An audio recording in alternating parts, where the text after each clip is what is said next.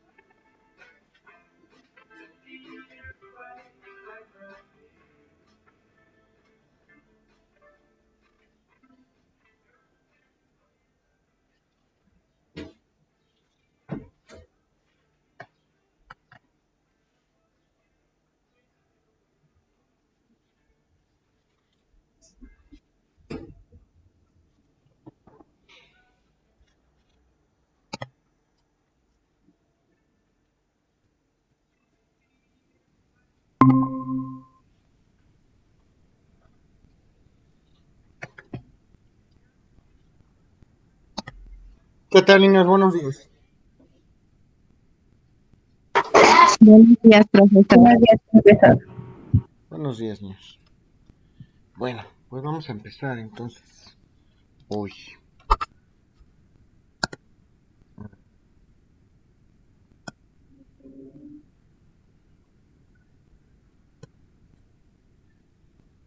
Casi los de siempre.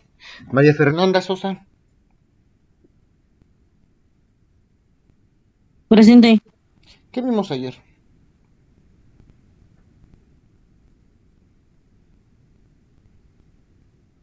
No estuve ayer en su clase. ¿No te pudiste poner al corriente? ¿Tuviste algún tema? Apenas lo estoy viendo. Ok, ponte al corriente, por favor.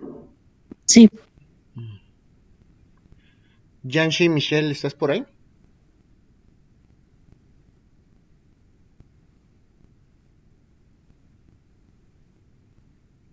Uy, se me fue.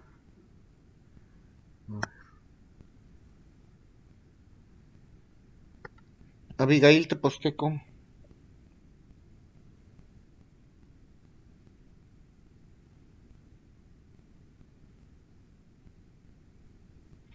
¿Está Abigail?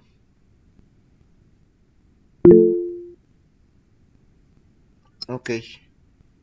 ¿No funciona tu micrófono?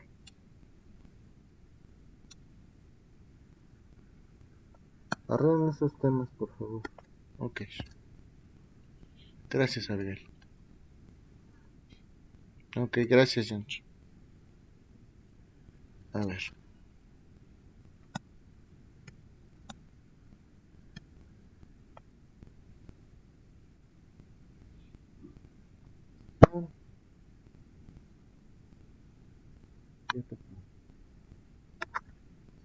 Mariana, buen día. Sí, profesora, aquí estoy. Mariana, ¿qué vimos el día de ayer? El día de ayer, sí. Ujú. El día de ayer vimos lo que es guarda y custodia y lo de patria potestad.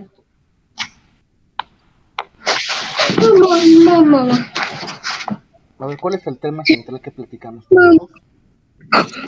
Guarda y custodia. No. Sí hablamos de la guardia y custodia, pero ese no era el tema central. ¿Te acuerdas cuál era? ¿Cómo se concluía la guarda y custodia? Estábamos hablando de la patria potestad.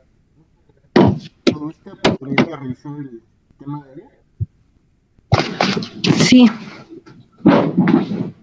¿Qué es la patria potestad?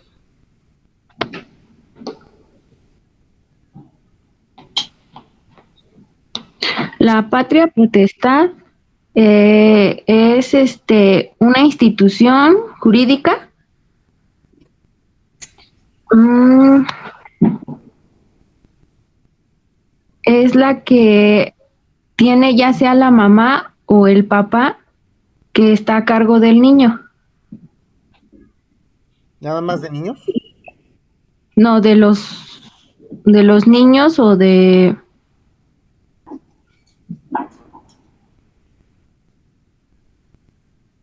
bueno, más que nada de los hijos. Nada más de hijos. No se puede ejercer sobre otro pariente o sobre otra persona en el derecho familiar.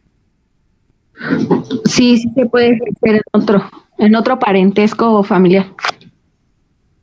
¿Sobre quién? ¿Quién sobre quién?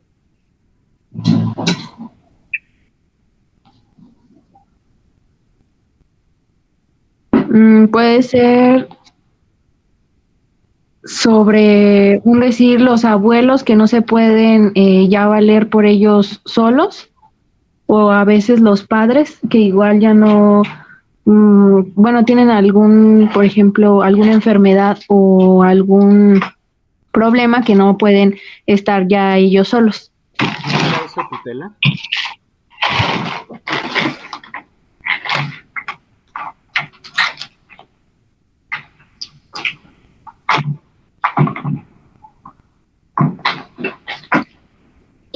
Creo que sí. Gracias, Mariana. Vamos a dar la oportunidad. Muchas gracias. ¿Está Diana Herrera?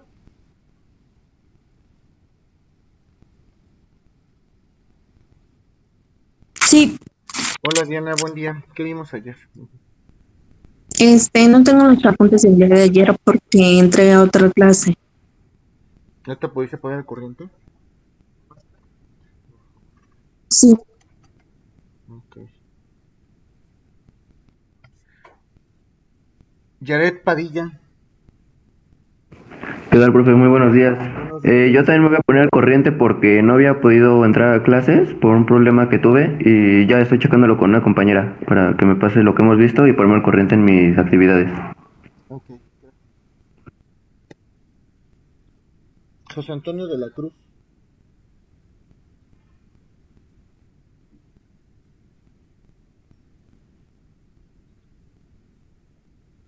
José Antonio de la Cruz está.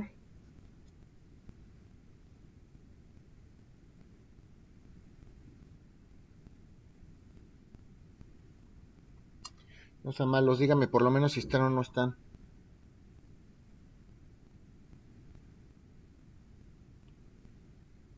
Bueno, Emiret Santos.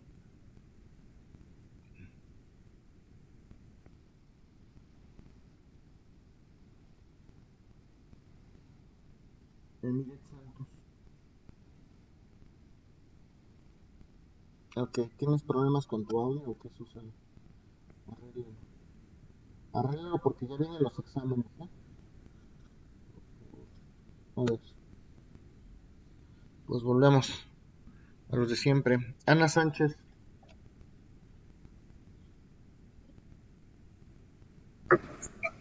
Buenos días, profesor. Hola Ana, buenos días. ¿Qué vimos ayer? Sobre la patria potestad, el concepto de la patria potestad es la relación entre ascendentes y descendientes, pero no solamente se puede solicitar entre lo que es padre e hijo, sino también entre abuelos y nietos, que es el ascendiente en segundo grado, ¿no? Y descendiente igual. Ok. Ujú. Mm, ¿En qué consiste esta patria potestad?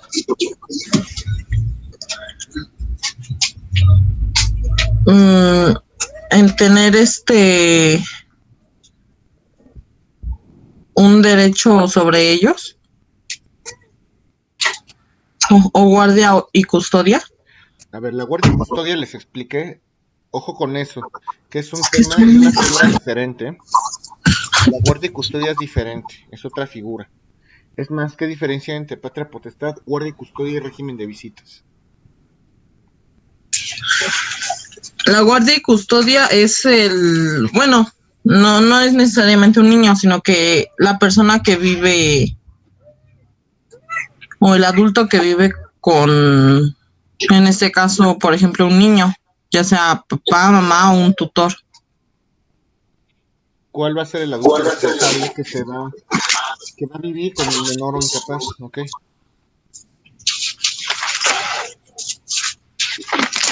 ¿Y cuál otro? Perdón. Ah, régimen de visita.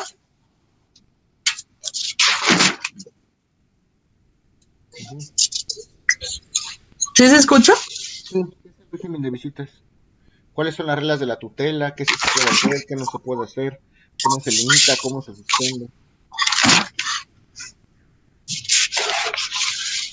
El régimen de visitas es la otra persona que no está sobre la guardia y custodia, pero puede ir a visitar al menor siempre y cuando esté respetando horarios, su alimentación, actividades que desarrolle el menor.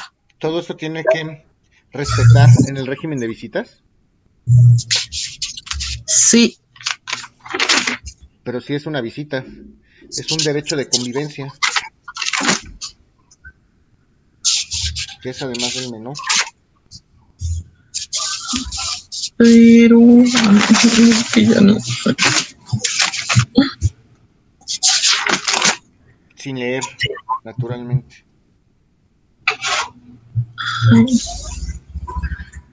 Se te dificultó también repasar. Sí, es que eso es lo que tengo de régimen de visitas. Ok. Muchas gracias, Ana. Vamos a darle oportunidad. ¿Alguien sí estudió la clase de ayer?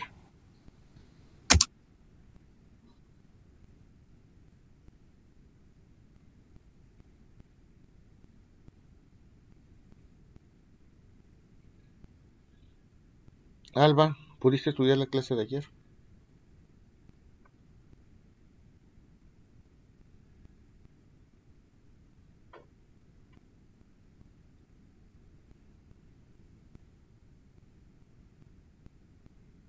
Buenos días, profesor. Buenos días, Alba. Ujú. Bueno, le voy a platicar un poco de lo que vimos. No pude repasar todo, pero pues sí, tengo algo. Entonces voy a compartir un poco sobre eso. Vamos a empezar con la patria potestad, que es, pues, es una relación entre ascendientes y descendientes, y pues se da entre padres e hijos, o también se puede dar entre familiares pues cercanos cuando los padres pues fallecen, y en ese caso pues ya se le llamaría pues tutores, ¿no? Los que tendrían la patria potestad. Es diferente, ojo, ahí sí te quiero hacer una aclaración. Diga. No es lo mismo tutela que patria potestad, son dos figuras diferentes, ¿eh? Patria potestad Okay. justamente es esa facultad que tienen los ascendientes sobre los descendientes, y les platicábamos que era para varios objetivos. ¿Te acuerdas para qué? Ujú.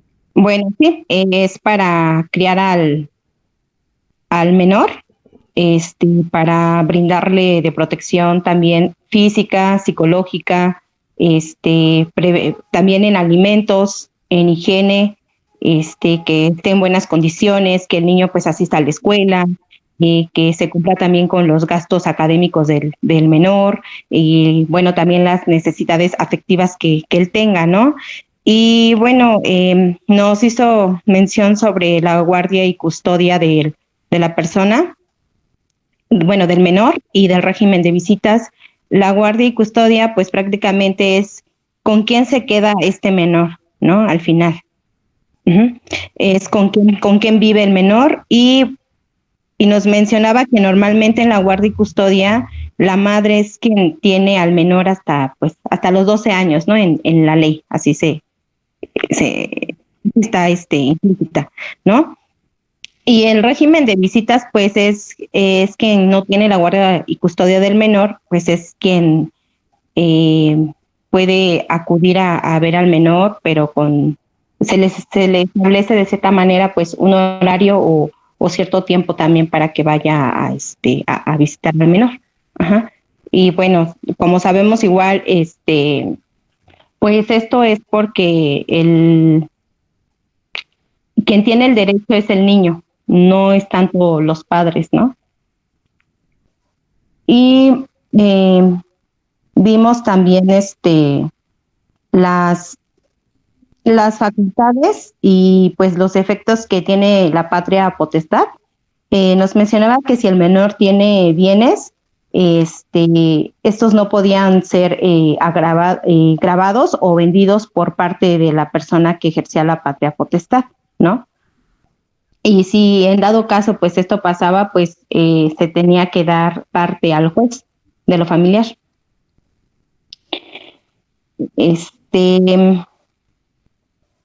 Pues las personas que son legítimas representantes del menor, pues son los que tienen ahora sí que la patria potestad, ¿no? Si tengo la patria potestad, ¿puedo regañar a mi hijo? Claro, puede regañarlo, pero no sobrepasar ese límite con violencia, que violenten ya sea su integridad física o psíquica del menor, ¿no? El menor pues sí tiene que acatar pues las instrucciones de crianza que usted le ponga como la persona que está facultado a la patria potestad, y tampoco puede abandonar pues la casa, ¿no? Okay.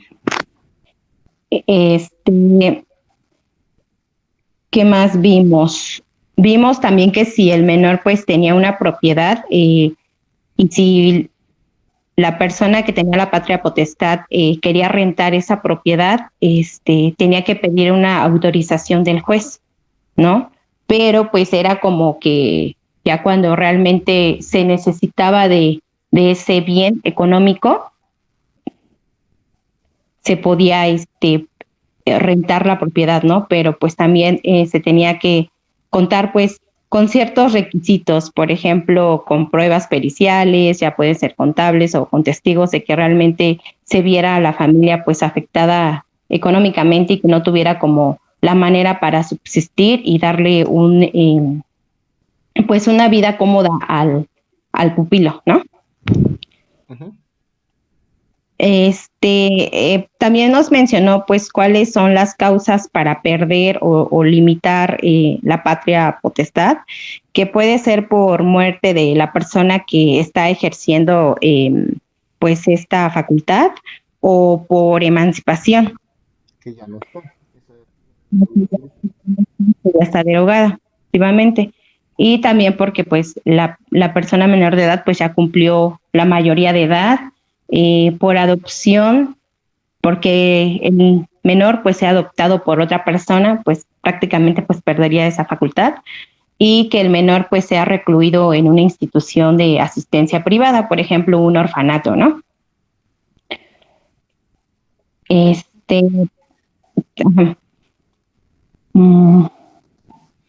Pues ¿Cuáles también son las causas por dio, virtud de las cuales, a través de una sentencia, se puede suspender o perder la patria potestad? ¿mande? A través de una sentencia también les comentaba que el juez de lo familiar puede suspender o extinguir la patria potestad. ¿En qué caso se puede dar esto? Pues cuando hay violencia familiar, si no mal recuerdo. Ajá, ese es un supuesto. Es un supuesto, ¿no? Pues como dice usted que igual pues la violencia familiar, cuando cuando mm, ¿qué más nos dijo? Cuando se abandona al menor, creo que también nos mencionó, Ajá. o se descuida al menor, cuando, por ejemplo, no se lleva a la escuela, en algunos países son más estrictos con estas medidas de que si tú no llevas a tu hijo en ciertos días a la escuela, pues ya se están presentando los trabajadores sociales de las respectivas pues dependencias, ¿no? Para ver qué es lo que está pasando con el menor, ¿no? Aquí en México pues no es tan riguroso ese tema, ¿no? Uh-huh. También por la comisión de un delito que perjudique al menor, y también si una persona comete o está condenada 2 veces por delitos distintos, también por eso sería una causal, ¿no? Para perder la patria potestad. Y si hay una sentencia firme. Ok. Uh-huh.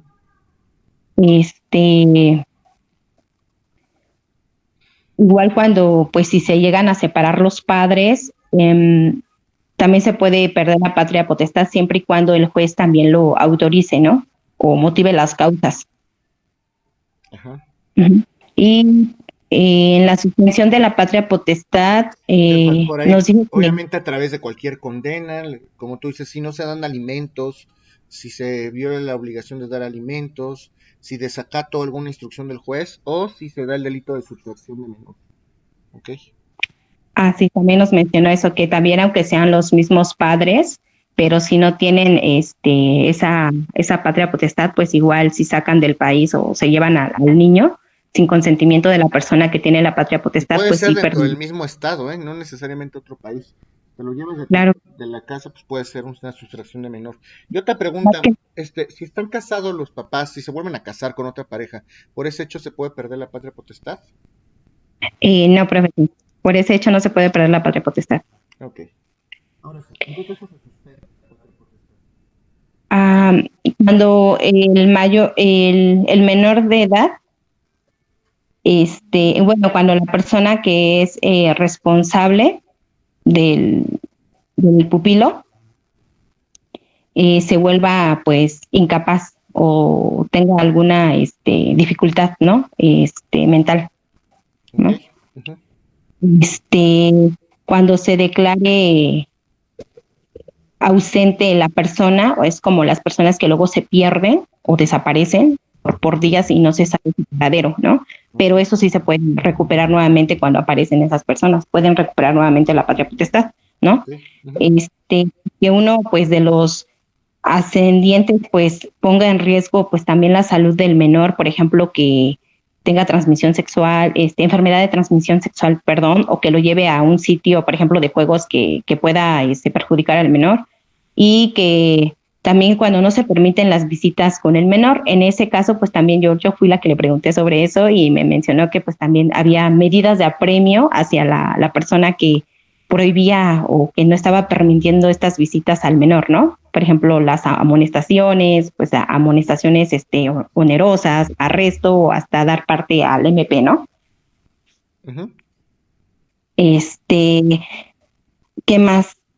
Pues yo creo que hasta ahí nos quedamos, maestro. Alcohol, Ya no. bueno, que la persona que ejerce la patria potestad se dedique al alcohol o a juegos de azar, esa es otra. También, A través de también alguna puede, sentencia, si no se permiten las visitas y cuando alguna persona esté bajo la tutela de alguien más, en esos casos, ¿ok?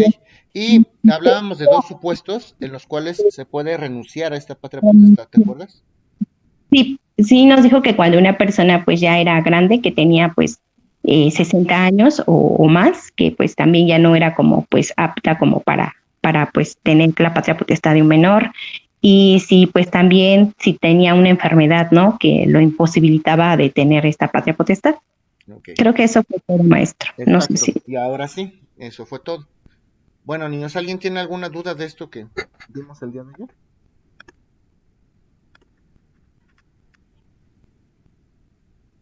Yo tengo una duda, profesor. Sí, adelante. Buenos días. Buenos días, Claudia. Mi duda surgió por parte, pues, como se divide en dos, es sobre la tutela. Si la persona, si la persona es incapaz y le asignan un tutor, no es mamá ni papá, sino le asignan un tutor, y por decir, quien está a cargo de él muere, fallece, le da un infarto, no sé, ¿qué pasa ahí? ¿Le asignan otro o dónde se queda o cómo? Ah, bueno, pues depende de cada circunstancia en particular. Se supone que por regla general los padres son los que deben ejercer la patria potestad. Si los papás no pueden, pues van a tener preferencia los abuelos.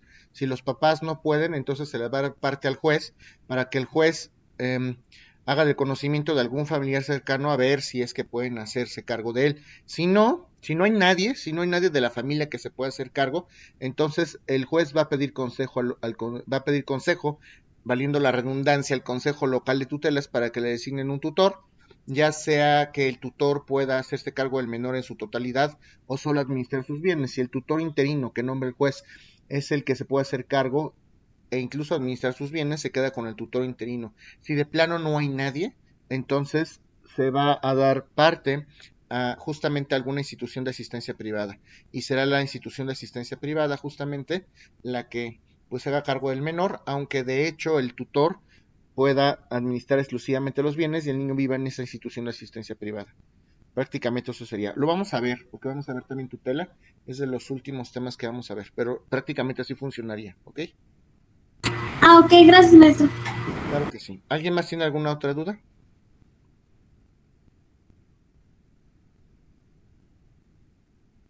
Ok, aquí me pregunta Yanchi. Una duda sobre lo que es la muerte civil. Una definición. Realmente, cuando una persona muere civilmente, cuando muere en el mundo del derecho, cuando fallece, recuerden que todos tenemos un registro civil. Bueno, aquí en la institución, aquí en el Estado, hay un registro civil.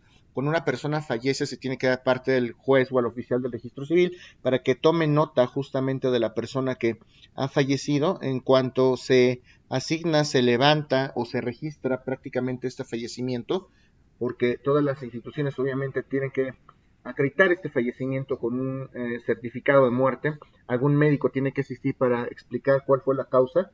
Entonces, cuando se da causa a la autoridad del registro civil u oficial, automáticamente se va a emitir una acta de defunción, y en cuanto esté anotada el fallecimiento en el registro civil y se emita justamente esa acta de defunción, en ese momento civilmente, para efectos del derecho, pues va a haber o se tendrá una persona como fallecida, ¿ok? En cuanto se tome nota en el registro civil de ese fallecimiento, automáticamente, para efectos del derecho y frente al público en general, se va a entender como fallecida una persona, ¿ok? ¿Alguna otra duda?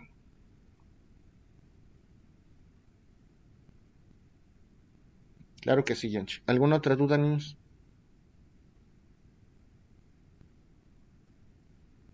Bueno, entonces vamos a iniciar con la clase de hoy. Y antes de iniciar con la clase de hoy, niños, otra vez les quiero preguntar si han podido ver los videos de sus sesiones. Ya van como 6 u 8, ya no sé.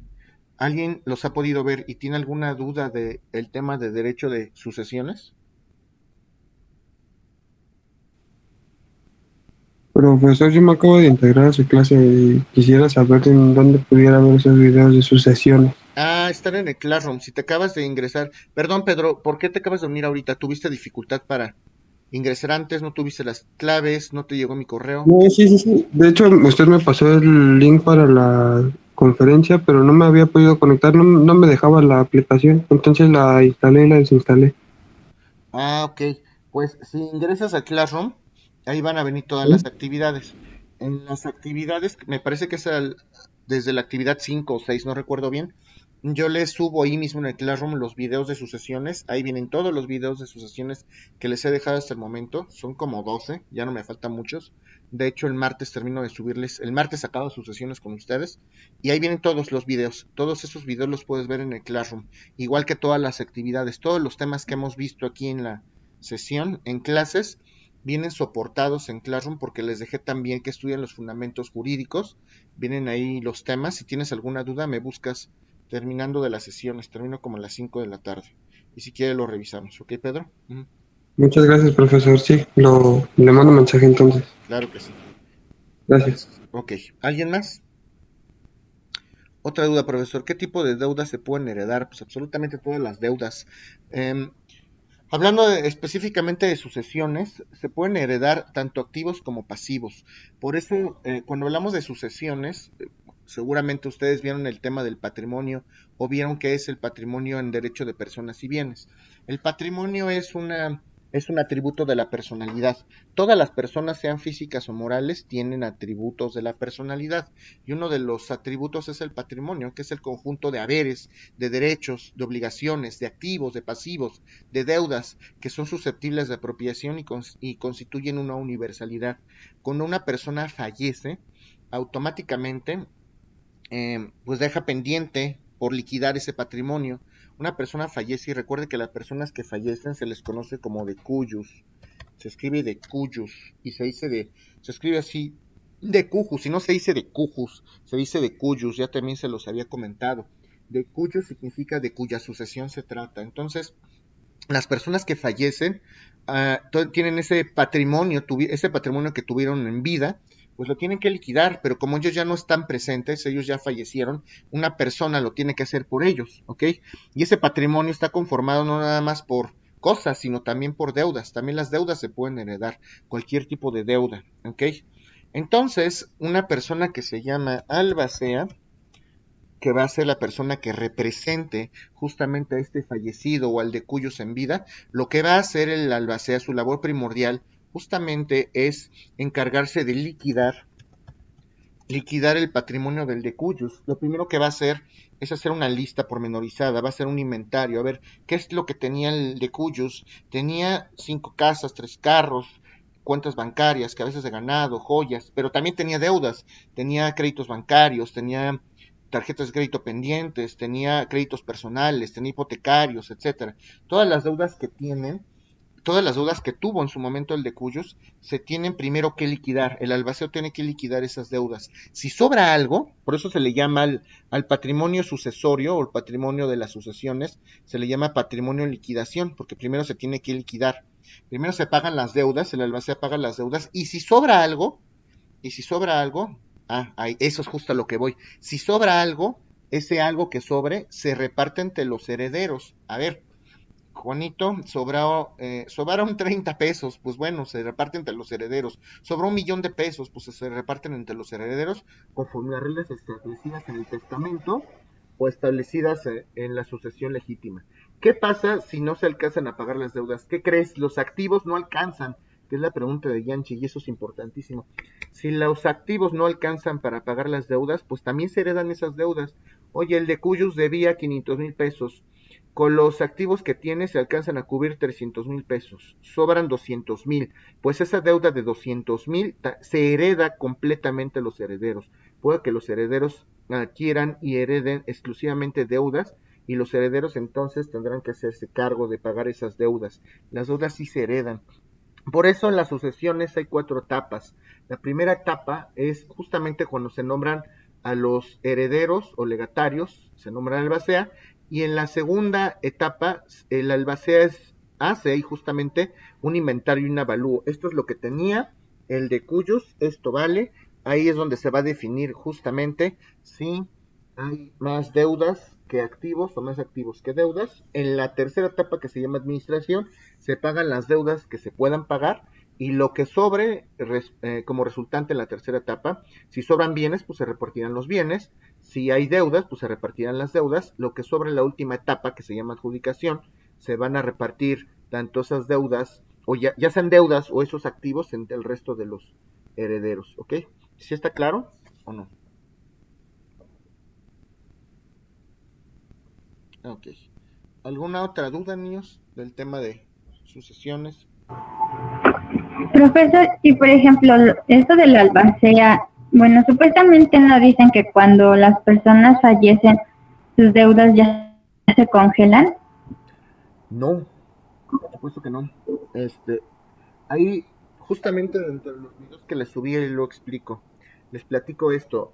Una cosa es que algunos créditos prevean alguna cláusula donde en caso de fallecimiento existe un seguro donde se tiene por cubierta la deuda, y otra cosa es que las deudas dejen de existir porque la persona se murió. Por regla general, las deudas no se extinguen, las deudas se pueden heredar, pero si por ejemplo hay algún crédito hipotecario donde dentro del clausulado se establece que en caso de fallecimiento obligaron a contratar al acreditado un seguro de vida, y a través de ese seguro de vida está previsto que si se muere el acreditado se tiene por liquidar la deuda, bueno, pues a lo mejor en ese supuesto en particular puede operar porque sí lo establecía el propio contrato, pero en los demás casos no.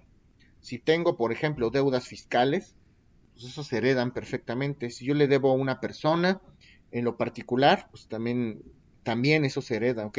Hay que ver cómo están documentadas cada una de las obligaciones, ¿ok? ¿Sí está claro? Sí, profesor, gracias. Okay.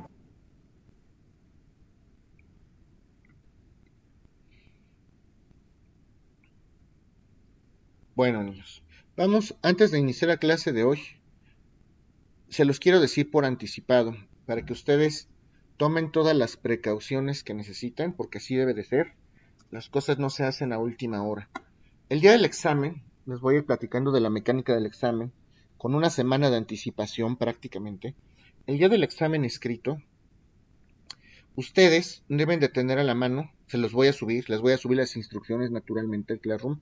Ustedes deben de considerar que ese examen escrito se tiene que hacer en hojas blancas, hojas rayadas, hojas cuadriculadas, las hojas que ustedes gusten, siempre y cuando no sean hojas de cuaderno. Lo mismo de todos los trabajos, la misma regla. No, el examen no se puede elaborar en hojas de cuaderno y tampoco se puede elaborar en cuadernos. Si me entregan exámenes en hojas de cuaderno o en cuadernos, el examen no va a ser calificado.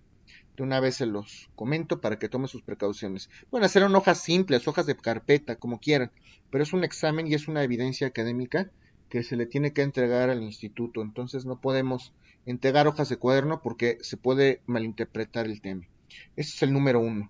Número 2, les voy a subir justamente para que se vayan preparando. En la primera hoja de su examen van a ustedes a insertar algunos datos que les voy a referir justamente en el Classroom.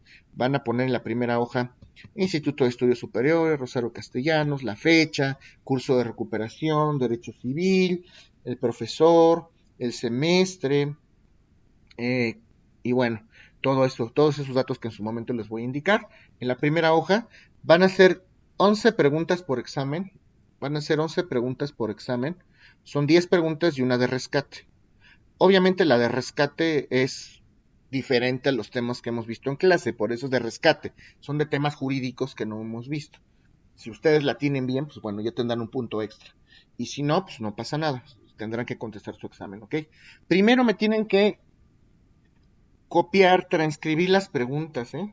Primero ponen todas las preguntas, no me vayan a poner 1 respuesta, 2 respuesta, 3 respuesta. Tienen que transcribir primero del 1 al 11 las preguntas para que ustedes puedan tenerlo, y después de haber copiado todas las preguntas, me ponen las respuestas. Respuesta 1, tal. Respuesta 2, tal. Si no se sabe la respuesta, niños, lo dejan en blanco.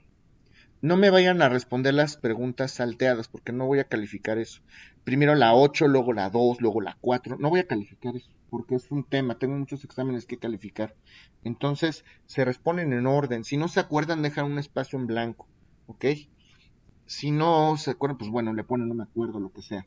Al final, bueno, todas las hojas tienen que ir firmadas.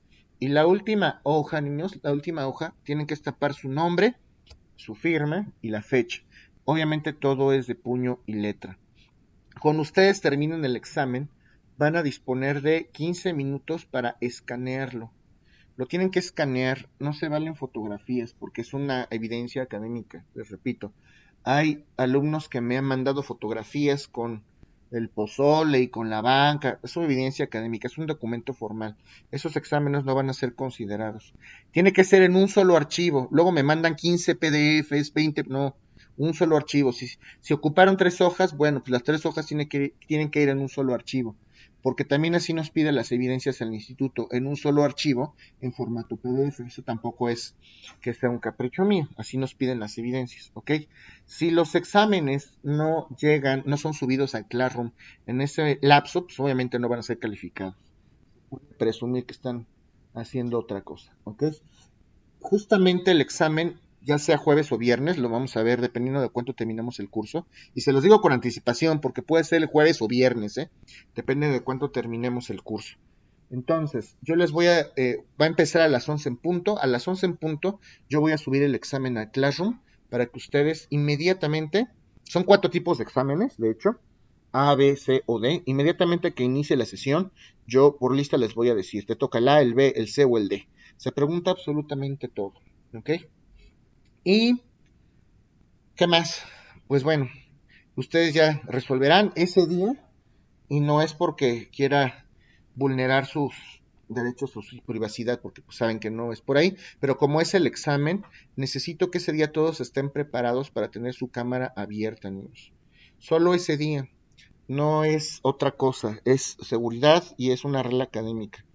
No los Digo, la idea no es que abran la cámara en todo el curso, pues entiendo que hay situaciones sensibles, pero en el día del examen sí necesito sus cámaras abiertas, pues por obvias razones. Entonces, en cuanto ustedes abran su cámara, les voy a dar su tipo de examen para que puedan empezarlo a resolver, ¿ok?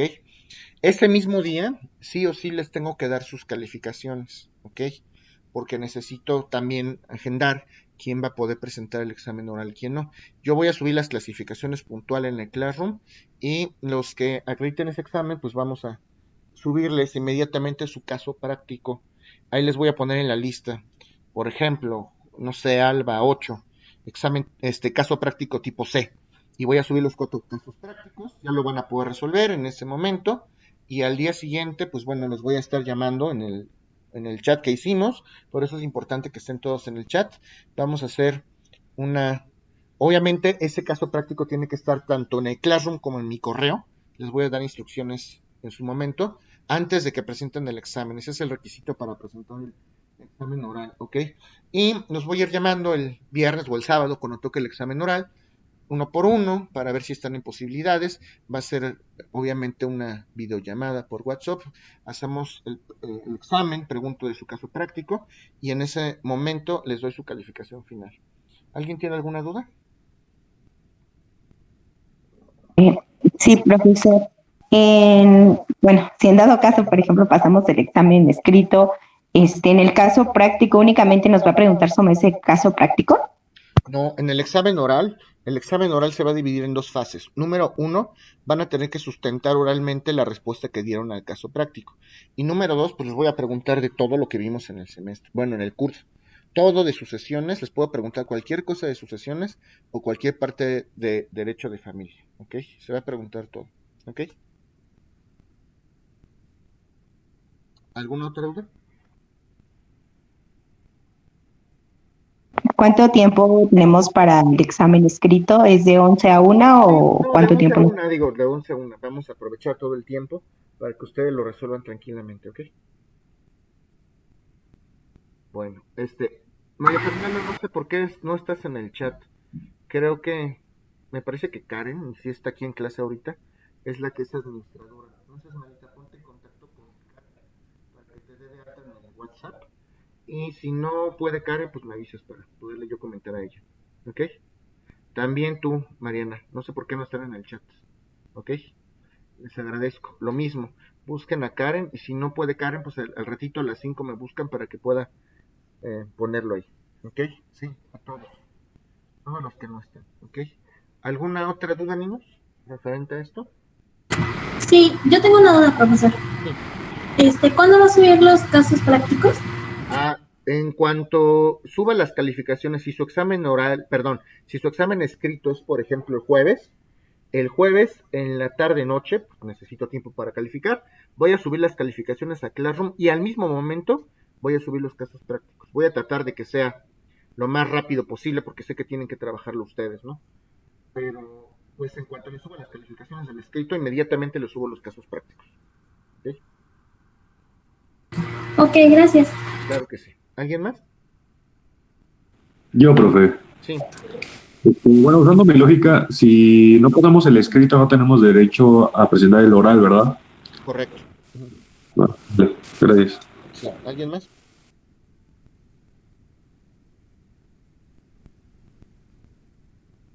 Sí, yo tengo otra duda. En el examen escrito, ¿vamos a tener prendida la cámara? Sí, solo en el examen escrito. Discúlpame, pero es el único momento en el que necesito sus camaritas prendidas. Solo ahí, ¿ok? Ok, gracias. Ok. ¿Alguien más? Así que anticípense, niños. Si no sirve la cámara y necesitan, pues una vez, por eso les estoy diciendo con una semana de anticipación. Si no tienen escáner, hay una aplicación de Adobe en el celular que es muy viable, que es muy buena esa aplicación. Ahí mismo pueden escanearlo en el celular, bajan esa aplicación, creo que es Adobe Scan, una cosa así, y es muy útil. No necesariamente tienen que tener escáner en su casa, por eso se los estoy comentando, para que con anticipación lo puedan resolver, ¿ok? ¿Alguna otra duda?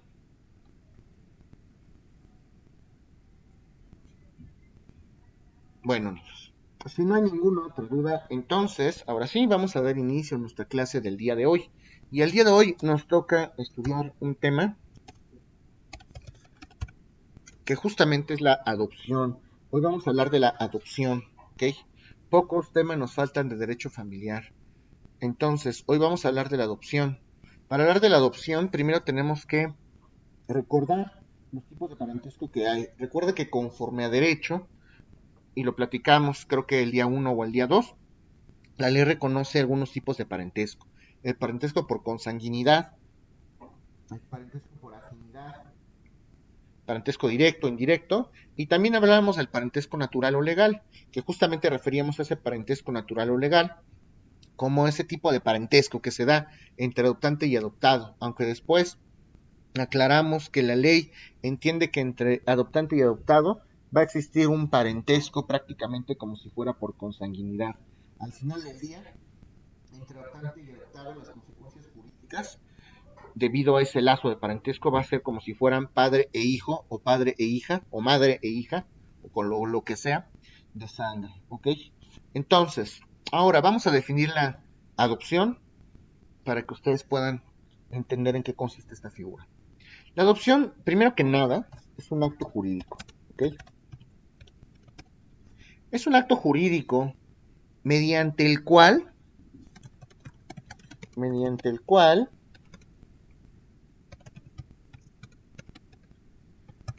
el juez de lo familiar es un acto jurídico mediante el cual el juez de lo familiar constituye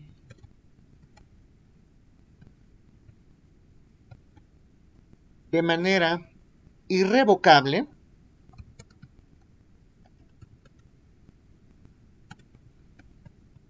una relación de filiación.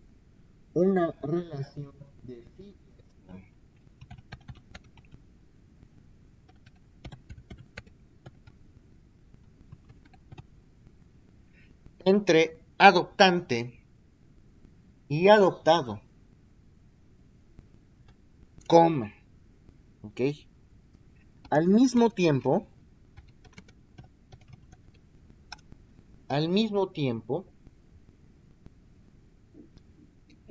que establece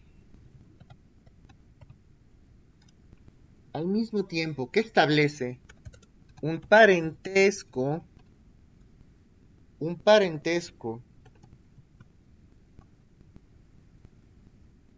consanguíneo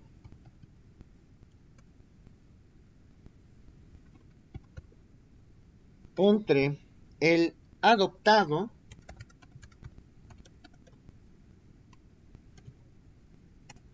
y la familia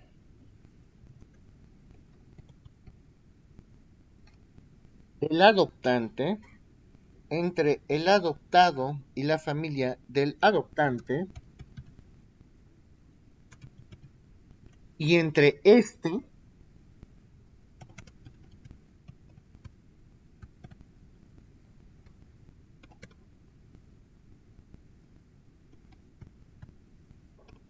y los descendientes del adoptado. ¿Ok? Es un acto jurídico mediante el cual el juez de lo familiar constituye de manera irrevocable una relación de filiación entre el adoptante y el adoptado, al mismo tiempo que establece un parentesco consanguíneo entre el adoptado y la familia del adoptante, y entre este y los descendientes del adoptado. ¿Ya lo tienen todos o alguien se atrasó?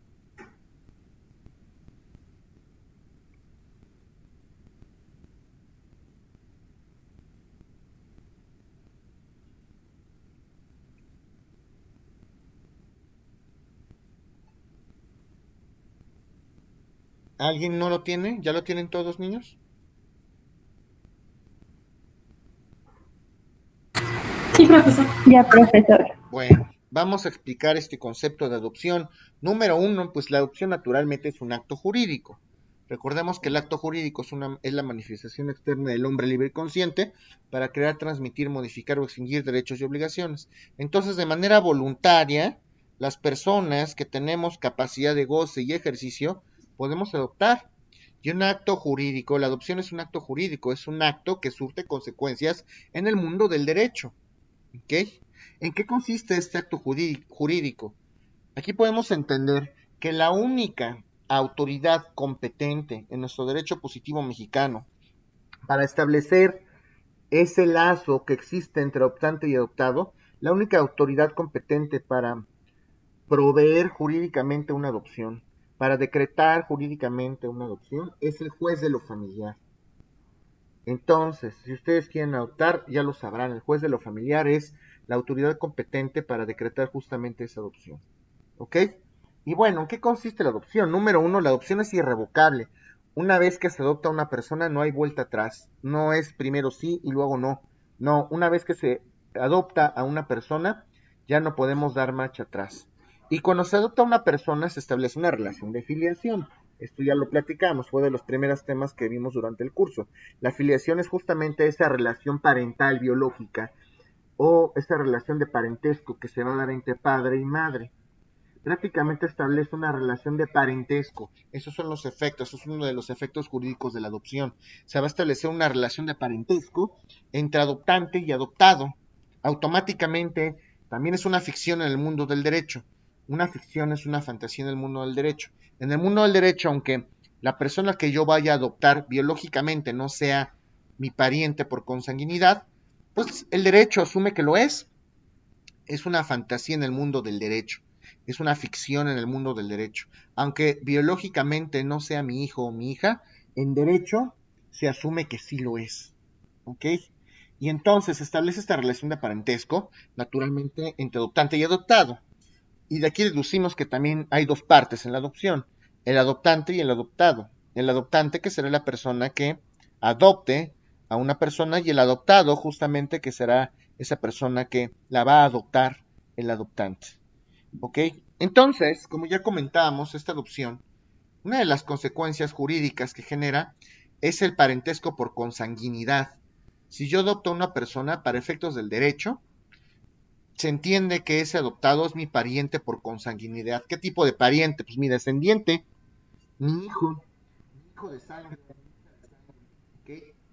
Y entonces, ojo con esto, si yo adopto a una persona, si yo adopto a una niña y esa niña tiene hijos, entre la descendencia de la persona, de la niña que yo adopté y la persona que adoptó en su momento, también va a existir una relación.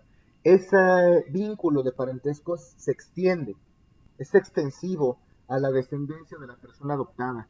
Si yo adopté a, no sé, si yo adopté a Eduviges y Eduviges tiene hijos, los hijos de Eduviges van a ser mis nietos, jurídicamente hablando. ¿Ok? Entonces la relación no nada más es entre el adoptante y el adoptado, sino también entre los descendientes del adoptado y el adoptante. ¿Hasta aquí alguien tiene alguna duda, niños? ¿Sí? ¿No?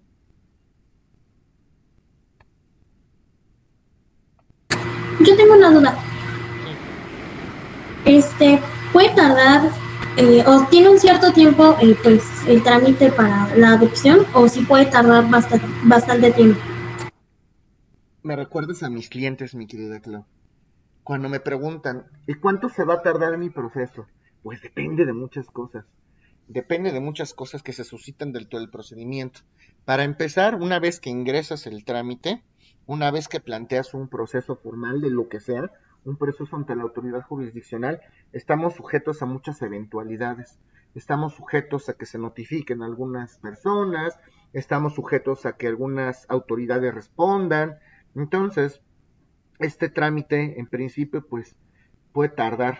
Digo, la idea es que sea algo semi-expedito, pero pues los procesos pueden llegar a tardar, y más ahorita con pandemia, 8 meses, un año, no lo sabemos. Todo depende de la complejidad del proceso.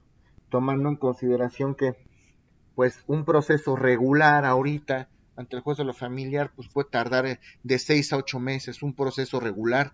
Hay juicios que llevan, no sé, años, lo que tú quieras. Un proceso de adopción tampoco es que deba de ser tan lento. Un proceso de adopción puede tardar entre 7 meses, 8 meses, 9 meses, dependiendo de cuánto se tardan en contestar algunas autoridades. Y además, ahorita con motivos de pandemia, los juzgados trabajan un día sí, un día no, un día sí, un día no. Entonces le aumentamos un poquito ese plazo, ¿ok? Yo sé que no respondí del todo tu pregunta, pero esto es impredecible, ¿ok? No tardan tanto, no deben de tardarse más allá del año. Si sirve de consuelo esa respuesta, pero desafortunadamente nuestras autoridades no nos dan pie para contestar de manera concreta cuánto dura un trámite, ¿ok? Ah, ok, o sea, depende de pues de cada caso y de pues de la persona y del momento, ¿no? Sí, y de la persona que lo esté procesando y del juzgado que esté atendiendo. Yo tengo asuntos donde planteo un escrito en un juzgado y me contestan en 2 días. Tengo asuntos donde planteo lo mismo y me contestan en una semana y media o 2 semanas. Depende también mucho de eso, ¿ok? Ok, gracias, maestra. Claro que sí, Claudia. Bueno, ¿alguna otra duda? Bueno, la pregunta que todos estaban planteando. A ver, otra. ¿Qué proceso de adopción se lleva para un mayor de edad incapaz? Justamente es lo que vamos a platicar en esta sesión. Ahorita les voy a platicar de todo eso, Yancy. Justamente. No te preocupes. Ahorita vamos a hablar. Primero vamos a platicar de quiénes sí pueden adoptar. Ahorita te voy a responder tu pregunta, Yancy. No crees que se me olvide. Es exactamente el mismo proceso, pero no es. Ahí vamos a hablar más bien de tutela. Ahorita te respondo tu pregunta. ¿Quiénes pueden adoptar? En primer lugar, pueden adoptar los cónyuges. Los cónyuges. Los cónyuges. ¿Pero en qué caso? Los cónyuges que estén casados y que tengan por lo menos 2 años de estar unidos de manera conjunta. Así lo prevé la ley. Si hablamos de un matrimonio que lleva por lo menos 2 años juntos y quieren adoptar, pues los cónyuges que llevan al menos 2 años juntos, entonces pueden adoptar. Ese es el primer supuesto. ¿Quién más puede adoptar? Los concubinos. los concubinos. También los concubinos declarados formalmente como concubinos, si han vivido de manera constante, igual, por lo menos 2 años. Los concubinos, ¿ok? Que llevan juntos por lo menos 2 años. ¿Qué pasa si no estoy casado y si no estoy unido en concubinato? ¿Puedo adoptar? Sí, también sí. Las personas físicas que tengan por lo menos 25 años de edad deben de tener por lo menos 25 años para poder adoptar. ¿Ok? ¿Quién más? El tutor también puede adoptar al pupilo. El tutor puede adoptar al pupilo, por supuesto que sí, siempre y cuando, acuérdense que el tutor administra los bienes del pupilo. Antes de que el tutor adopte al pupilo, primero el juez de lo familiar tiene que aprobar las cuentas del tutor. ¿A qué me refiero con esto de las cuentas del tutor? Tiene que rendirle cuentas, el tutor lo tiene que rendir cuentas al juez de lo familiar respecto de cómo hizo manejo del patrimonio del pupilo. A ver, yo administraba el patrimonio del pupilo y así lo he administrado. Esto es lo que se ha generado, así lo he cuidado, así lo he resguardado. En caso de que se haya rentado algo, pues hay que hacerlo del conocimiento. No se ha violentado ningún tipo de regla, etc.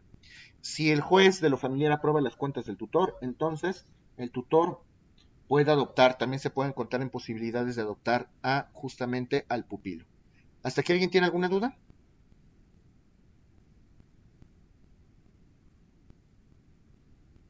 No, ninguna. No, profe. Ok.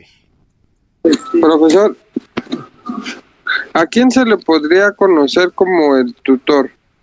Si no es, bueno, No, porque vamos a por ver, ejemplo... no. Vamos a ver el tema de la tutela, ¿ok? El tutor, Ok. el tutor es la persona que administra el patrimonio del menor o incapaz, ¿ok? O sea que cualquier persona podría ir como tutor de la persona, porque, o eso es en caso de que un menor de edad se quede sin sus padres y algún familiar o amigo conocido lleve sus gastos y ya después lo quiera adoptar ante el registro civil. No, en primera instancia, el tutor tiene que ser nombrado por la vía jurisdiccional. El juez de lo familiar es la autoridad competente para nombrar un tutor. Si los niños viven con sus papás, los papás tienen la patria potestad y ellos hacen las veces de representantes legales de los menores.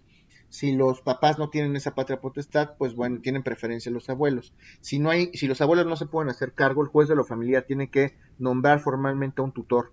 El tutor lo tiene que nombrar en todos los casos al juez. Hay varios tipos de tutor. Por ejemplo, el juez que nombra al tutor en lo que se nombra otro, un tutor provisional se le conoce como tutor interino. ¿Ok?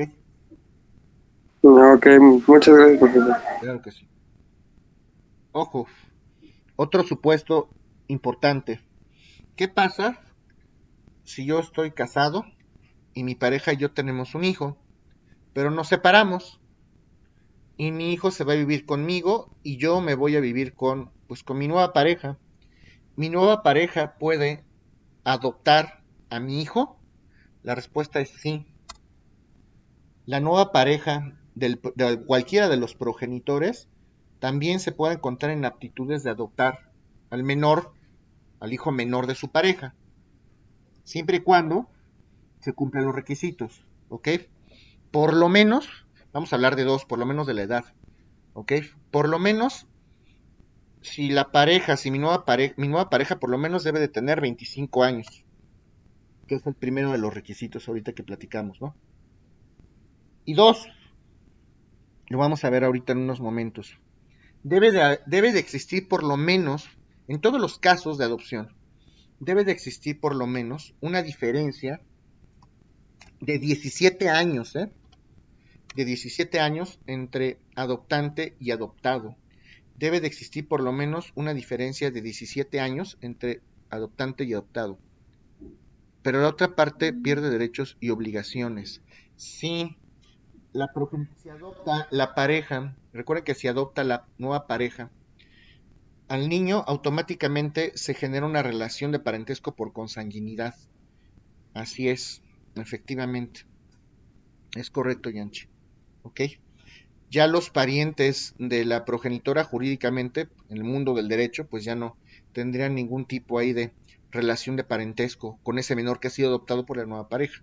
Obviamente, por eso este tipo de operaciones que son tan delicadas están supeditadas a que sean autorizadas por el juez de lo familiar.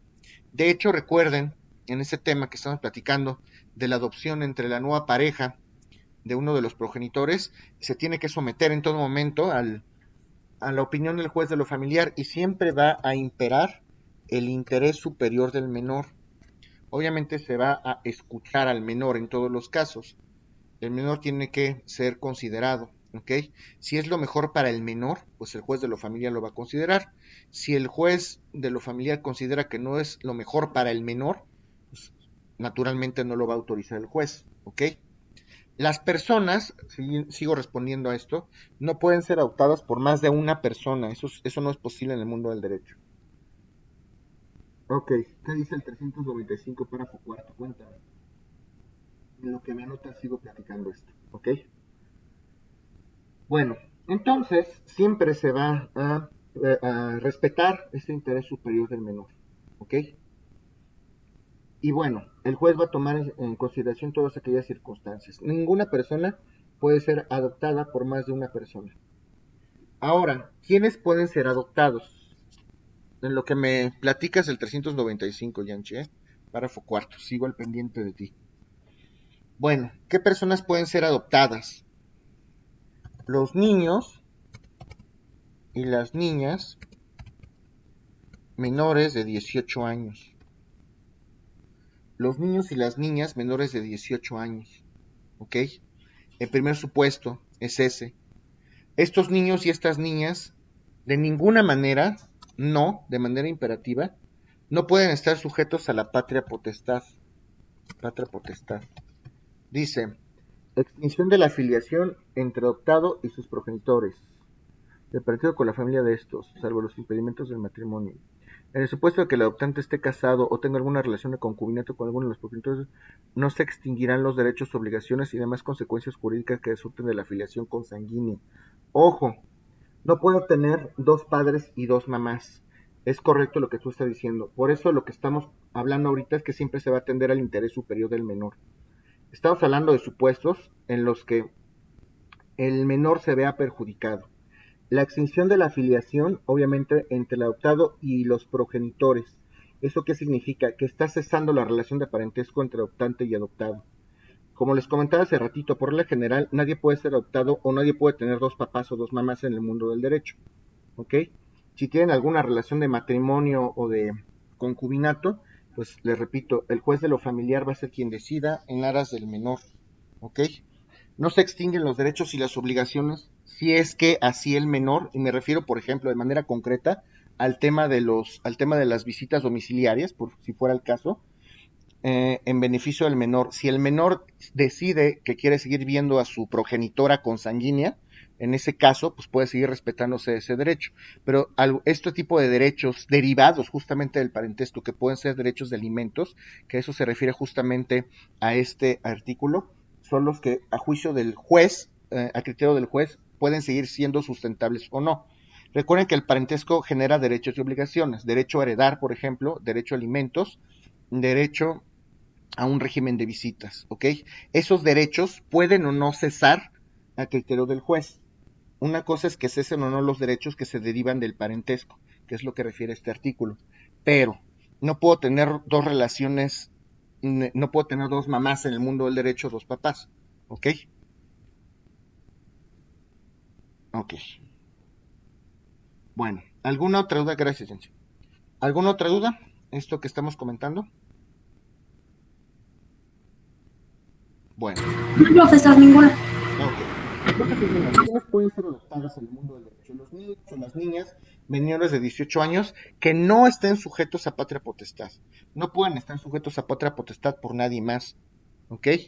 Si un niño tiene patria potestad por parte de sus papás o sus abuelos, pues tiene impedimento para ser adoptado por alguien más. ¿Ok?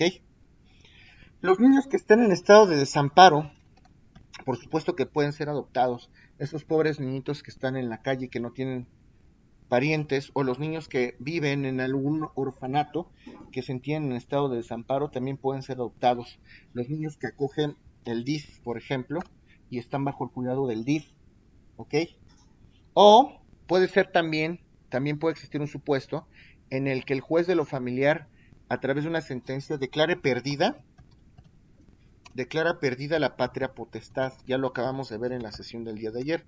Si el juez de lo familiar, a través de una sentencia, declara que se ha extinto la patria potestad, ese niño automáticamente está en posibilidades de ser adoptado por alguien más, ¿ok?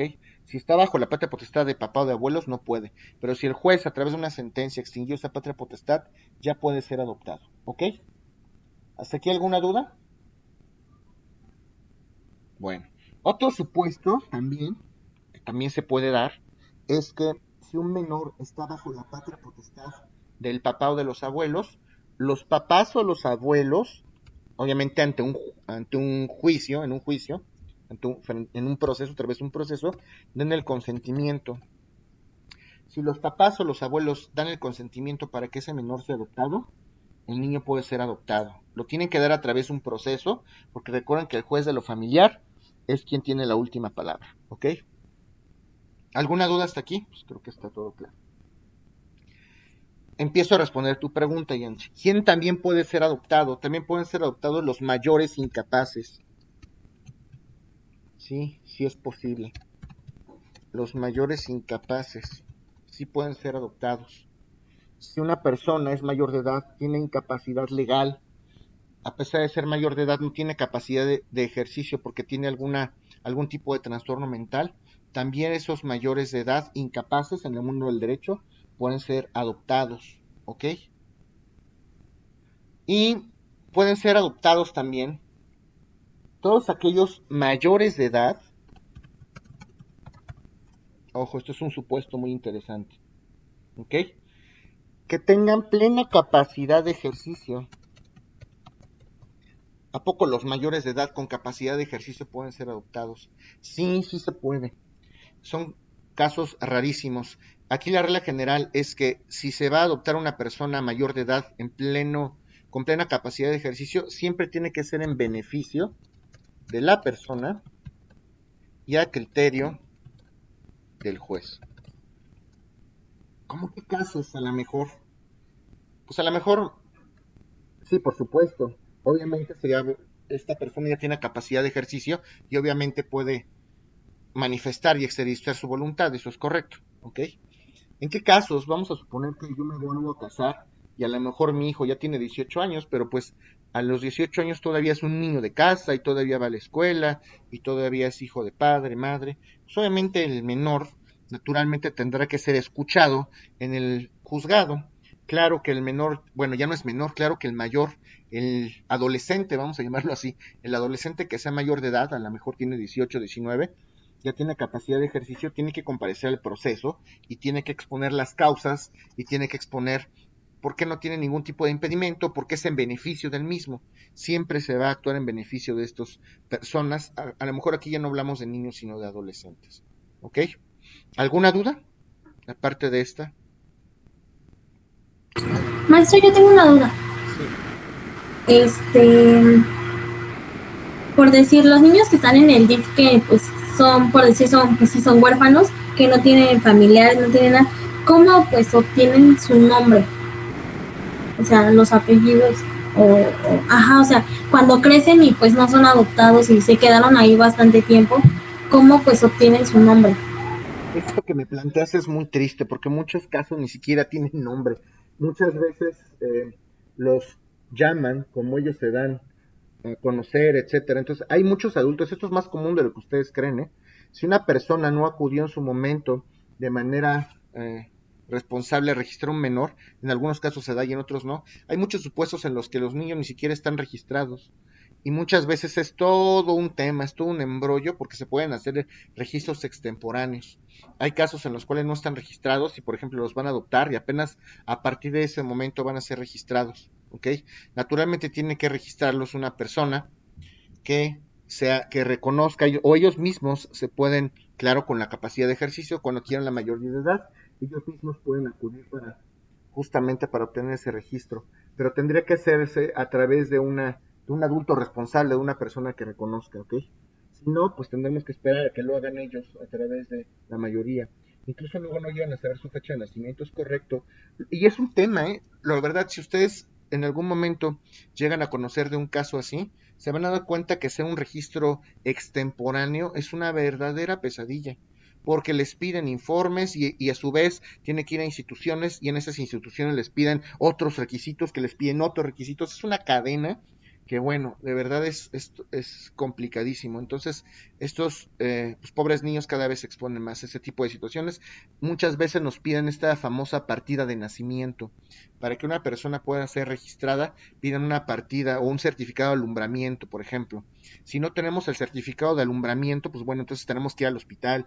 Si en el hospital no hay nada, entonces tenemos que ir a otros lugares y tenemos que ofrecer los testigos. Es una cadena ahí medio complicada que se va a hacer finalmente o cuando se adopten esos menores, si llegan a ser adoptados, o cuando ellos adquieran la mayoría de edad. ¿Ok? Más o menos. Ok, sí, gracias, profesor. Claro que sí. Correcto, luego ni siquiera llegan a saber su fecha de nacimiento. Es muy triste esto, pero así es. ¿Ok? Otra pregunta para ustedes. ¿Qué pasa si una pareja quiere adoptar a dos o más menores, dos hermanitos? De repente una pareja muy tierna llega al orfanato a querer adoptar a un niño y se enamoran de ese niño prácticamente y se dan cuenta que ese niño tiene una hermanita chiquita. Pues ¿cómo vamos a separar a los dos hermanitos? ¿Se puede adoptar a esos dos menores? Si lo sometemos a criterio del juez y el juez da el visto bueno al final del día, siempre va a ser esto criterio del juez, ¿eh? Muchas cosas para las que no tenemos una respuesta aparente, siempre quedarán a criterio del juez de lo familiar. Por ejemplo, en este caso, cuando las personas quieren adoptar a dos hermanos o a dos incapacitados, se va a someter siempre a criterio del juez de lo familiar, y si el juez de lo familiar considera que es lo más viable para los menores, pues no tendría por qué dar una negativa, ¿ok? Sí se puede, pero se tiene que dar el visto bueno del juez, ¿ok? ¿Está claro esto? ¿Alguien alguna duda? Artículo 401. En el supuesto de la fracción 1 del 398, si los que ejercen la patria potestad están a su vez sujetos a esta, deberán consentir la adopción sus progenitores si están presentes. En caso contrario, el juez de lo familiar sería el consentimiento si los progenitores están en el extranjero. ¿Qué pasaría? Ok. En caso contrario, el juez de lo familiar superior el consentimiento. Si los progenitores están en el extranjero, si los progenitores están en el extranjero, hay que ver cuál es la situación del menor, ¿ok? Si los progenitores están en el extranjero y hay que ver con quién dejaron a los niños. A lo mejor los dejaron bajo el resguardo de los abuelos, o a lo mejor los dejaron bajo el resguardo de los tutores, o a lo mejor son niños en desamparo.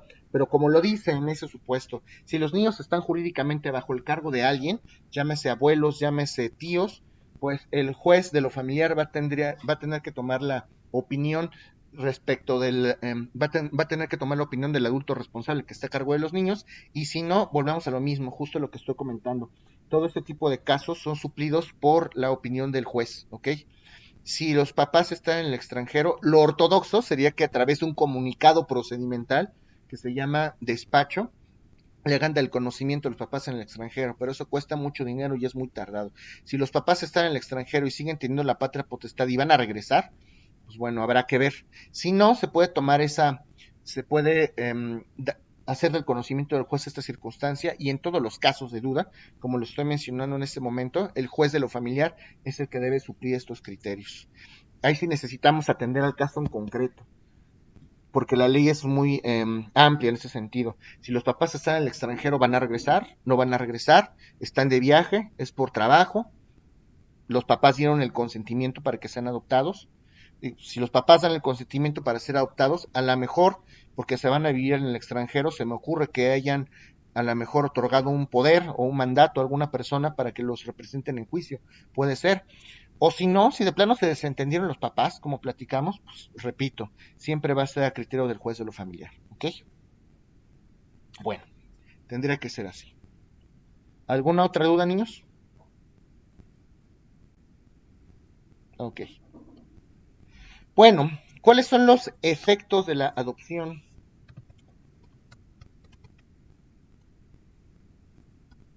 ¿Cuáles son los efectos de la adopción?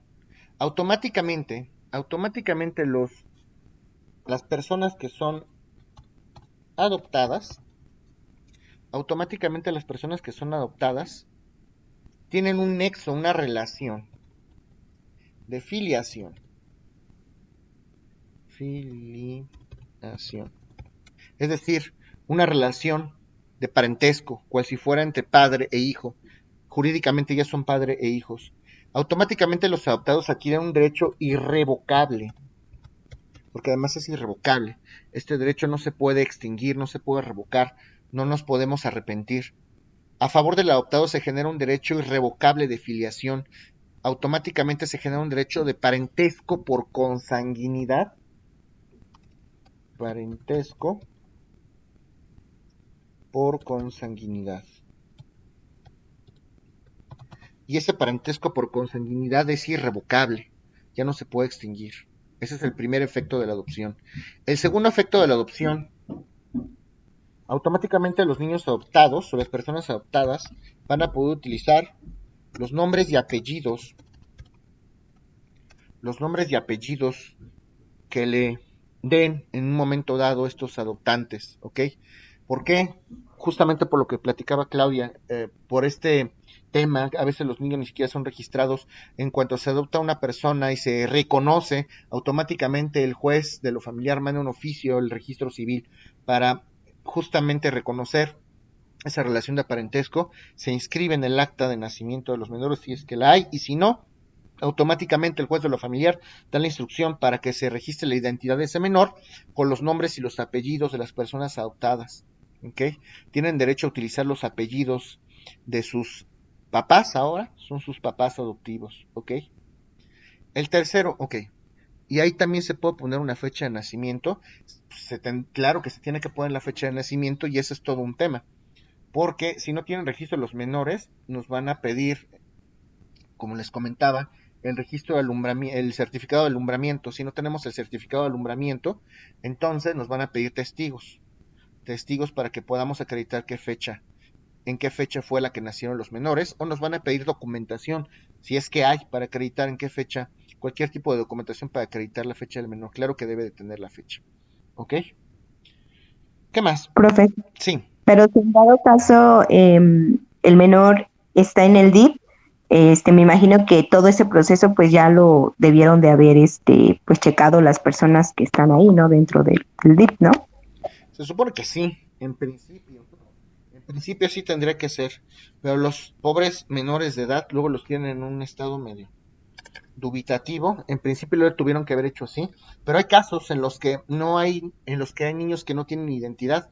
Justamente por esto prevé estas circunstancias la ley, porque puede haber casos, y sí los hay, en los cuales los niños no están registrados. Si los niños ya tienen una identidad, bueno, pues adelante, ¿no? Lo que va a pasar en esos supuestos es que se van a modificar los apellidos, porque así lo dice la propia ley. Es un derecho de los adoptados poder utilizar los apellidos de sus progenitores adoptivos, porque esos apellidos, número uno, los incorpora a una familia, y número dos, se generan automáticamente todos los derechos derivados del parentesco: derecho a heredar, a percibir alimentos, régimen de visitas, etcétera. ¿Ok? Si ya tienen un registro en la identidad, pues maravilloso. Esto es un derecho que tienen todos los menores o incapaces para tener la identidad en el mundo del derecho. ¿Ok? ¿Sí está claro o no? Sí, profesor, gracias. Ok. Bueno, entonces otro de los efectos de la adopción es que se establece un vínculo por consanguinidad. Consanguinidad, un parentesco por consanguinidad. ¿Ok? ¿Hasta aquí alguna duda? Profesor, yo tengo una duda.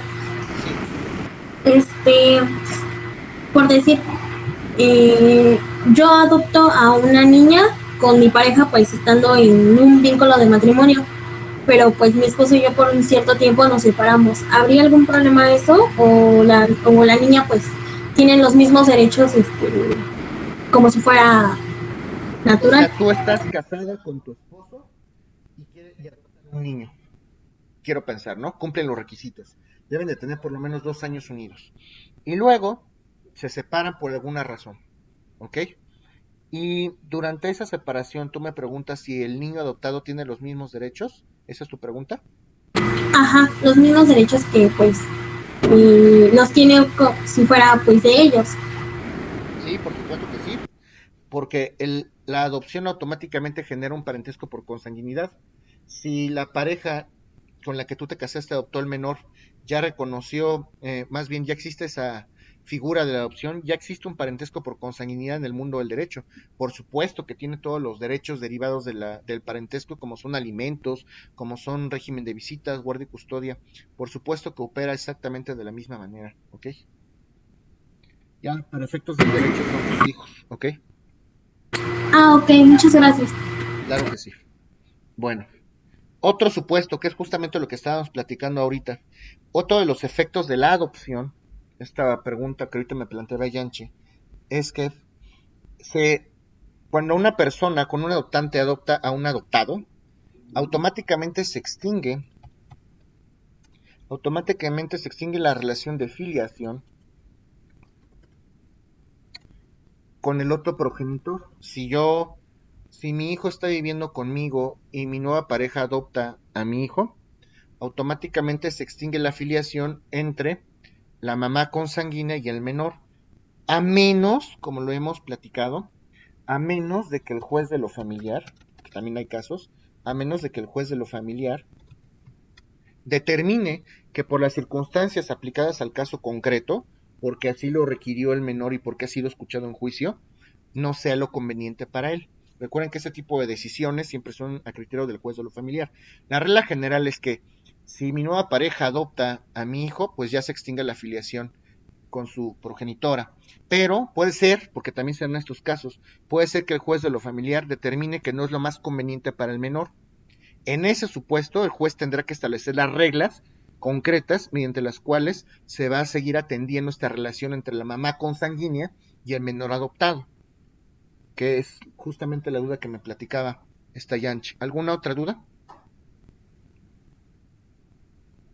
¿Tienen dudas de esto?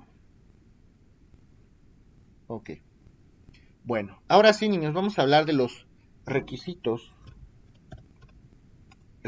para adoptar. ¿Cuáles son los requisitos para adoptar? Número 1, y ustedes lo tienen que saber a la autoridad competente, en su momento el juez familiar. Número 1, y también respondiendo a tu pregunta, Yanchi, de manera para adopción también de los incapaces que pudieran ser mayores de edad. Yo tengo que hacer del conocimiento del juez que esa adopción va a ser en beneficio. Tengo que explicarle al juez de manera muy breve y muy concreta de qué manera va a beneficiar al adoptado. Tiene que ser siempre en beneficio del adoptado. Se le tiene que exponer al juez de manera concreta de qué manera voy a beneficiar al adoptado en caso de que quiera adoptar. Número 2, entre adoptante y adoptado debe de existir una diferencia de edades por lo menos de 17 años. Por lo menos de 17 años, ¿ok? El adoptante tiene que tener por lo menos 25 años cumplidos. Por lo menos tiene que tener 25 años cumplidos, ¿ok? Número 3, el adoptante tiene que acreditarle al juez que tiene medios suficientes para subsistir. Y no nada más él, tiene medios suficientes para subsistir él y para acoger a esta persona que va a ser adoptada, ¿ok? Además, se le tiene que exponer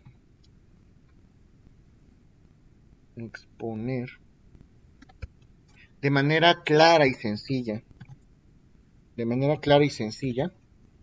a la autoridad competente, que es el juez de lo familiar, se le tiene que exponer de manera clara y sencilla cuáles son las razones por las cuales yo quiero adoptar a una persona. El juez lo tiene que saber, ¿ok? Siguiente, tenemos que acreditarle al juez que la persona que va a adoptar tiene un estilo de vida honesto, y tiene la capacidad, sí lo dice la propia ley, ahorita lo voy a explicar, es un tema, y tiene la capacidad moral suficiente para adoptar a esta persona, la persona que va a ser adoptada. Y aquí me detengo, ¿Cómo le acreditaría yo al juez eso? ¿Cómo le acredito al juez que soy honesto y que tengo una capacidad moral suficiente para poder hacerme cargo de una persona? ¿Cómo se les ocurre? Ya se los había comentado en alguna ocasión, pero a ver si se acuerdan. Puede ser con testigos, sí. ¿Qué más? Con referencias. Sí. ¿Qué más? ¿Qué más se les ocurre?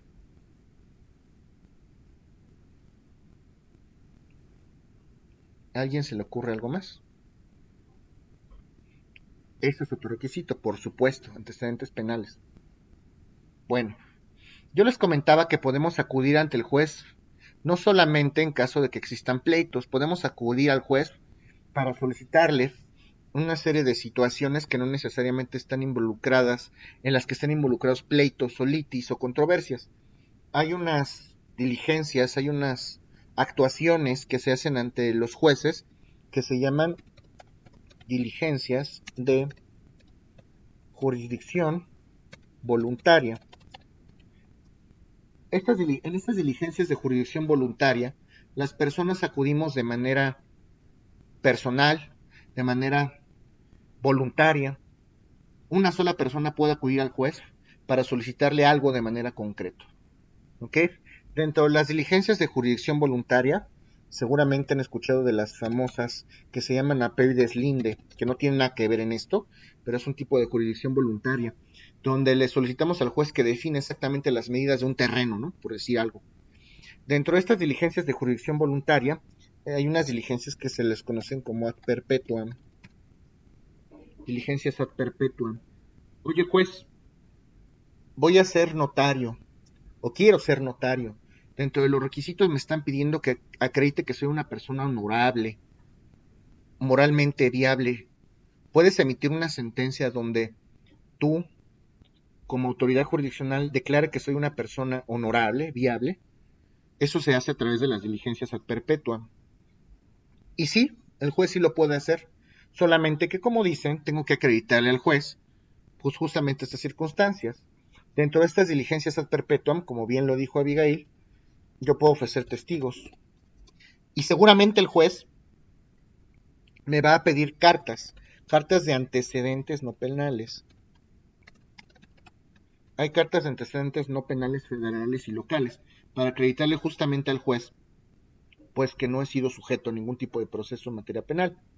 Si al final el juez dicta una sentencia donde declara que yo soy una persona que tiene un modo honesto de vivir y la capacidad moral suficiente, pues bueno, con eso será suficiente para acreditarle al juez de lo familiar que sí tengo o que sí cumplo ese requisito. De hecho, otro de los requisitos para adoptar justamente es exhibirle al juez estas cartas de antecedentes no penales, federal y local. ¿Ok? Una, la federal, cuando yo obtengo la carta de no antecedentes penales federal, voy a acreditarle al juez que en toda la República no he sido sujeto a ningún proceso. Y local, pues aquí en la Ciudad de México. ¿Ok? Eso también es un requisito para poder adoptar. Que no ha sido sujeto, una persona que ha sido sujeta a algún proceso no puede adoptar.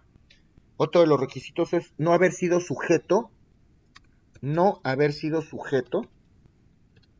ningún tipo de proceso penal respecto de delitos contra la familia o contra la salud. Si yo fui sujeto a proceso penal por delitos contra la familia, contra la salud, si existe una sentencia ejecutoriada donde me condenaron por delitos cometidos contra la familia o contra la salud, pues ya no voy a poder adoptar. ¿Ok? E interesante esto. Otro de los requisitos para adoptar es no estar inscrito o no estar dado de alta en el buró de deudores alimenticios. Las personas que están dadas de alta en el buró de deudores alimenticios tampoco pueden adoptar, ¿ok? Vean todo el alcance de esto de los alimentos, es muy álgido en el derecho familiar. ¿Hasta aquí alguien tiene alguna duda?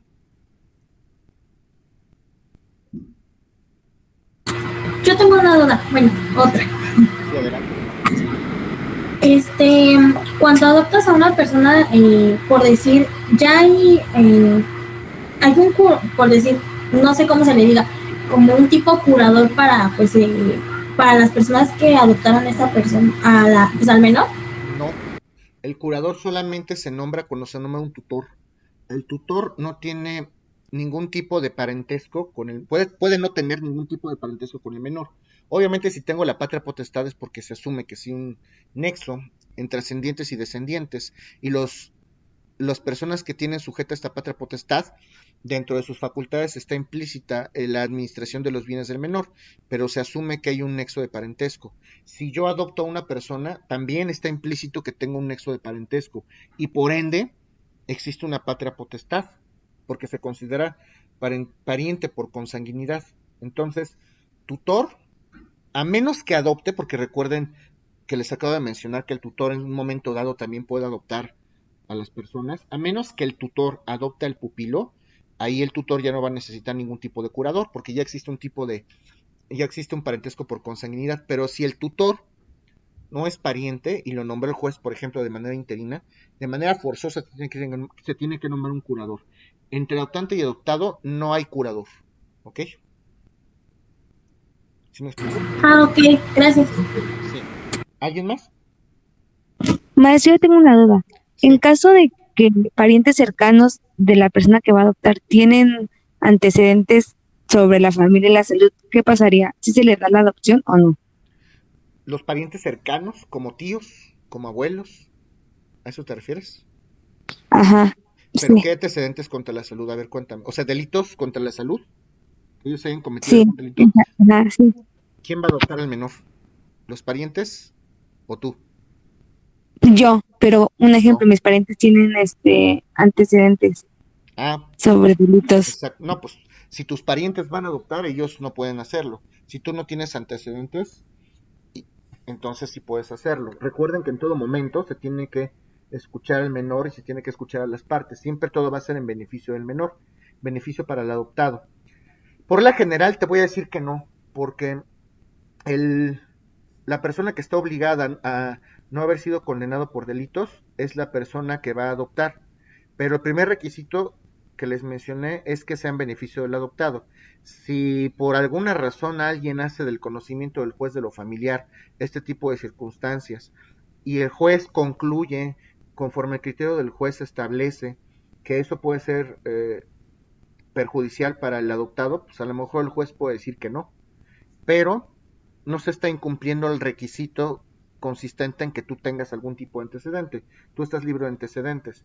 Si conviven o si van a convivir mucho estas personas y a criterio del juez no es viable, pues el juez ya te dirá que no. Pero en principio el requisito está satisfecho porque tú no tienes estos antecedentes. ¿Sí me explico? Sí, maestro, gracias. Ok. Bueno, ¿quiénes deben de consentir esta adopción? En caso de que alguna persona deba de consentir o debe de dar el visto bueno para que se adopte una persona, ¿quiénes deben hacerlo? Bueno, pues en primer lugar, las personas que tengan la patria potestad, como les mencioné hace un momento, las personas que tienen la patria potestad, en caso de que un menor vaya a ser adoptado, tienen que dar su consentimiento. Me estoy refiriendo a los padres o a los abuelos, ¿ok? Los tutores, si un menor está a cargo de la tutela de alguien, el tutor tiene que dar el consentimiento también para que estas personas sean adoptadas. Como todos los procesos familiares son de orden público e interés social, recuerden que comparece el Ministerio Público, que es el representante de la sociedad. El Ministerio Público tiene que dar el visto bueno, debe consentir cualquier tipo de adopción. Y en último lugar, que era justo lo que estábamos platicando con estas dudas, todos los menores de edad que tengan por lo menos 12 años cumplidos, cuando una persona tiene 12 años cumplidos, de manera forzosa tienen que dar su consentimiento pleno. Si las personas, y no es que a los menores de 12 no se les escuche, sí se les escucha, pero la ley establece claramente que a las menores que tienen 12 años o más tienen que dar su consentimiento pleno para ser adoptados. Esto que comentábamos también de las personas mayores con capacidad de ejercicio, naturalmente tienen que dar su consentimiento para ser adoptados, ¿ok? ¿Alguna duda hasta este momento?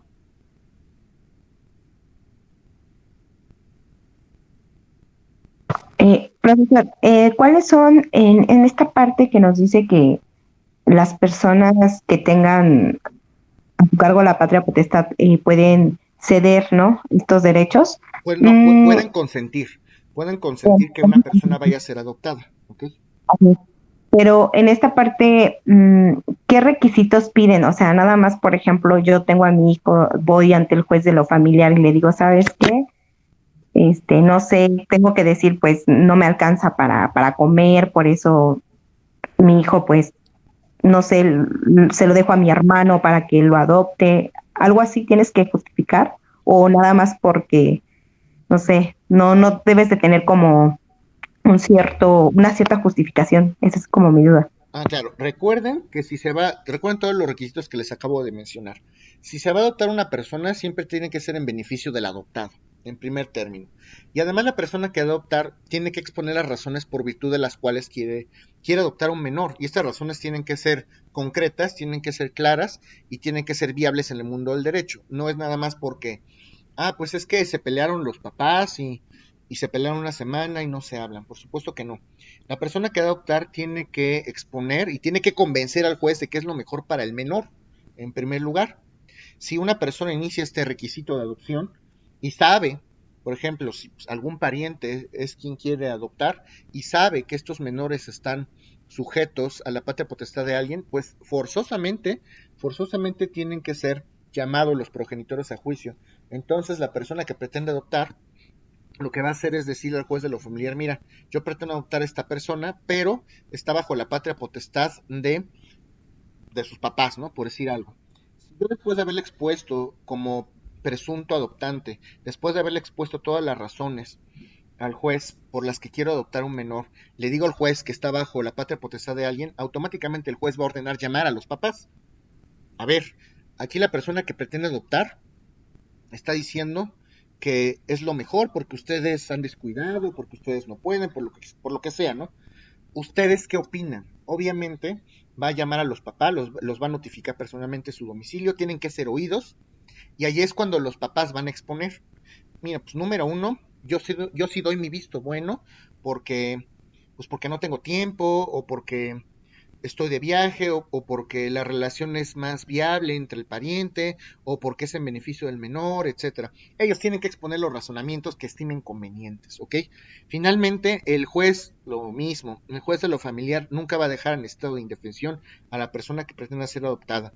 Si a juicio del juez estas razones no son suficientes, o son vagas, o son imprecisas, o se da cuenta que simplemente es un pleito familiar, etcétera, el juez no va a conceder esa adopción. ¿Ok? Tiene que ser razones concretas, razones en las que verdaderamente se beneficia una persona. De verdad no tenemos la capacidad ni de salud, ni económica, ni mental para poder hacernos cargo de esta persona, ¿ok? O pueden decir que no quiero. No quieres, ¿por qué? A mi juez justifícame, porque la obligación es tuya. No va a dejar en estado de desamparo al menor, definitivamente, pero el juez tiene que saber y ya será criterio de la autoridad. Por eso es tan delicado y por eso el juez de lo familiar es el que debe de decidir al menor. ¿Sí me explicó? Sí, profesor. Ok. ¿Quiénes son las personas que deben? Ok.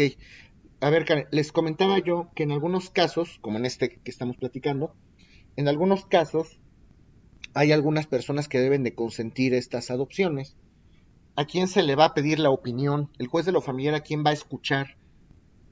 Tiene que tomar el consentimiento, el juez de lo familiar tiene que escuchar, tiene que entender si estas personas dan el visto bueno, deben consentir. ¿Quiénes van a consentir? ¿Quiénes van a consentir esta adopción? Primero se tiene que escuchar a los que tienen la patria potestad.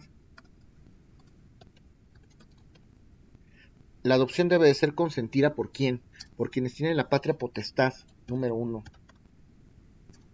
Número dos, por los tutores, si fuera el caso. Número 3, por el Ministerio Público. Número 4, se tiene que escuchar en todo momento y deben consentir en todo momento la adopción los mayores de 12 años. ¿Ok? Tienen que dar su consentimiento pleno. Además, como les comentaba, el juez de lo familiar tiene que citar de manera presencial a todos los involucrados. El juez de lo familiar va a cerrar todos los candados. No crean que es tan sencillo. Sí, vamos a plantear un procedimiento de adopción. No, no es tan sencillo. El juez familiar va a cerciorarse todas las veces que estime pertinente. Si tiene que mandar llamar 5 veces en 5 audiencias a los papás, lo va a hacer. Si va a llamar a los abuelos, lo va a hacer. Si tiene que estar buscando parientes, lo va a hacer. Si tiene que dar vista al MP o al Consejo Local de Tutelas o al DIF, se va a cerciorar antes. Siempre se va a cerciorar, siempre va a escuchar a los menores en una audiencia pública las veces que sea necesario. Y además hay casos también en el que las familias pueden oponerse. Eso también puede pasar. A lo mejor un menor está planteándose el que un menor perteneciente a un grupo familiar sea adoptado. Si algún miembro de la familia se opone, o varios, lo pueden hacer y podrán ser escuchados en el proceso. Son pleitos que pueden durar también mucho tiempo. Por eso ahorita que me platicaba Claudia, pues ¿cuánto? Pues depende de qué tan grande se haga el pleito. Imagínense que exista algún familiar que de repente se apersone en el proceso. A ver, espérame tantito, ¿por qué estás queriendo adoptar a Juanito? Pues si tiene familia, nosotros nos podemos hacer cargo de él. Puede ser que se oponga un familiar o varios. Si se oponen varios familiares, el juez les va a pedir que nombren un representante común de la familia. A ver, aquí ya brincó algo. ¿Cómo que hay parientes que sí se pueden hacer cargo? Expónganme. ¿Por qué ustedes sí pueden hacerse cargo o no? ¿Ok? Obviamente, como lo que me preguntaban ahorita hace un momento, esa también es otra regla especial de la adopción. Si los progenitores o las personas que no están, más bien que tienen la patria potestad a su cargo no están, pues obviamente la voluntad de sus padres, porque tampoco es para siempre, todo lo tenemos, todas las disposiciones de orden familiar tienden a beneficiar al menor, en todos los momentos en los que los papás no puedan suplir, en los que los papás no puedan comparecer, el juez va a suplir su voluntad. No estás, papá, pues no es para siempre. Yo no puedo estar, en la situación jurídica del menor no puede estar al pendiente, o no puede estar al arbitrio, o no puede dejarse ahí luego. Pues por supuesto que no. El juez va a suplir en un momento dado la voluntad de los papás, si es que no están, siempre proveyendo lo mejor para el menor. ¿Ok? ¿Alguna duda de esto?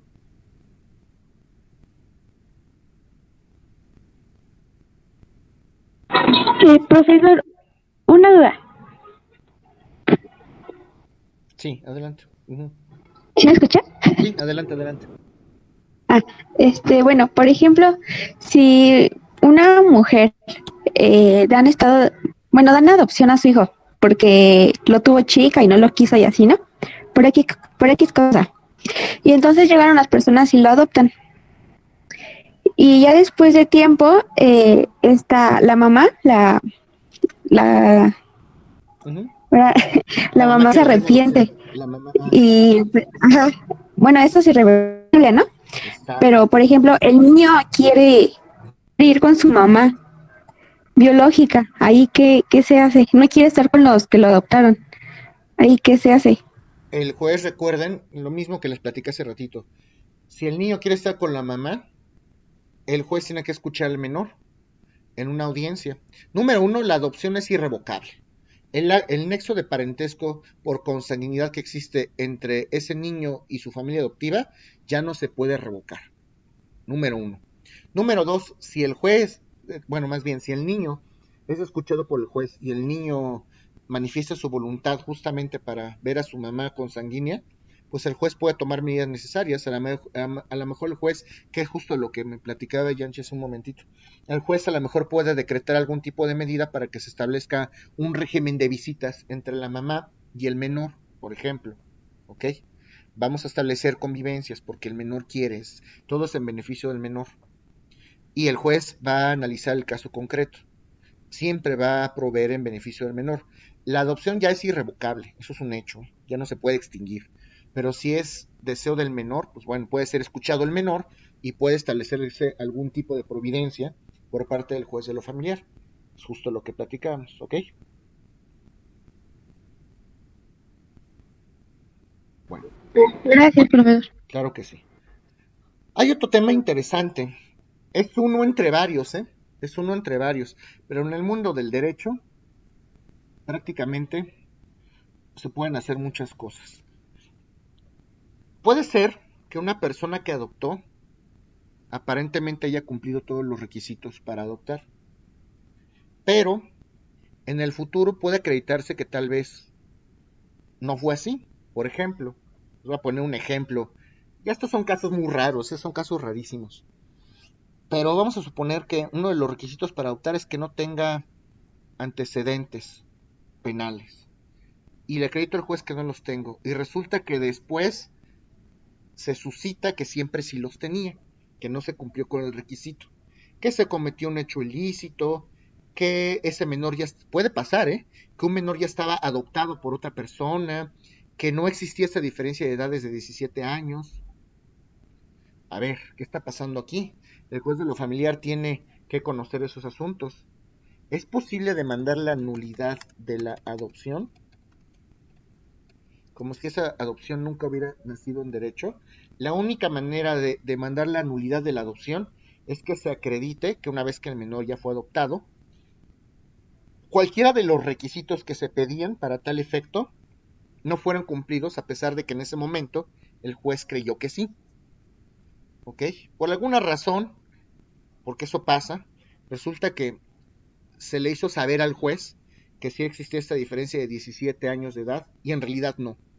O sea, el interesado puede pedir la nulidad de la adopción, o que sí había cometido delitos y a lo mejor falsificaron esas cartas de no antecedentes penales. Ojo con eso, porque aparte de que es un delito, pues el juez puede llegar a anular esa adopción. Es un caso entre mil, pero puede pasar. De hecho, el juez tiene la facultad de solicitar la información en todo momento o constancias al oficial o al juez del registro civil, justamente para acreditar estas circunstancias. El juez puede pedir la información confidencial al registro civil y el registro civil tendrá que compartirla de manera forzosa, es obligatorio. ¿Qué pasa si alguna persona tenía algún impedimento para contraer matrimonio, por ejemplo? Puede ser un tema que puede ser considerado por parte del juez. ¿Qué tipo de antecedentes familiares existían? Si a lo mejor existía un tipo de incumplimiento de obligaciones alimenticias, si no se han cumplido o si no se cumplieron esos requisitos, ¿ok? Es un caso entre mil, pero pues me interesa que sepan que puede ser posible, ¿ok? Y también finalmente puede existir un tema. Hay unos jueces aquí en la Ciudad de México que se llaman jueces de adopción internacional de menores. La adopción internacional de menores se da cuando un mexicano adopta a un niño extranjero, tanto en México o en el extranjero. Eso puede ser, ¿ok? Hay leyes y hay tratados internacionales que regulan este tipo de adopción de niños extranjeros y aquí en México siempre se le va a dar preferencia a las personas mexicanas para adoptar. Si una persona quiere adoptar, pues, la ley dice que se le tiene que dar preferencia a los mexicanos. Jueces de adopción internacional, generalmente son los primeros juzgados familiares de proceso escrito. Juez familiar 1, 2, 3 y 4, no me acuerdo hasta qué otro, son jueces de adopción y restitución internacional de menores. Se puede dar. Cuando una persona adopta, puede ser nacional o extranjera, tendrán preferencia los mexicanos. ¿Alguna duda de esto que estamos comentando, niños? Profe, con eso que está diciendo ahorita del comentario de que tendrán preferencia los mexicanos, se refiere a que si una persona que no tiene la nacionalidad mexicana quiere adoptar aquí en el territorio mexicano, ¿no se le va a hacer tan fácil o no va a ser tan rápido como a un mexicano? No, sí se puede. A ver, ahí te va. Los extranjeros sí pueden adoptar, claro que sí. Si cumplen los requisitos sí pueden adoptar. Pero si están en igualdad de circunstancias aquí en México, un mexicano y un extranjero, el juez a quién le va a dar preferencia, al venezolano o al mexicano. Los dos cumplen los requisitos, los dos pueden adoptar perfectamente. Pero si hay un mexicano y un venezolano, ¿a quién le va a dar preferencia el juez? Pues al mexicano, porque así lo dice la ley. Estamos aquí en México, ¿ok? Nada más. ¿Ok? Bueno. Niños, ¿tienen alguna duda de la sesión del día de hoy?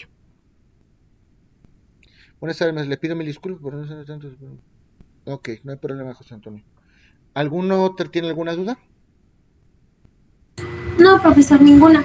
Bueno, prácticamente este es el proceso de adopción, por eso no te lo quise contestar de primera mano, Yanchi, porque todo esto es el proceso de adopción. Al final el juez, después de haber acreditado todo esto al juez, tanto de una persona mayor incapaz o mayor capaz o menor incapaz, se tienen que llevar a cabo estos procedimientos y creo que después de haberte expuesto todo esto está respondida la pregunta.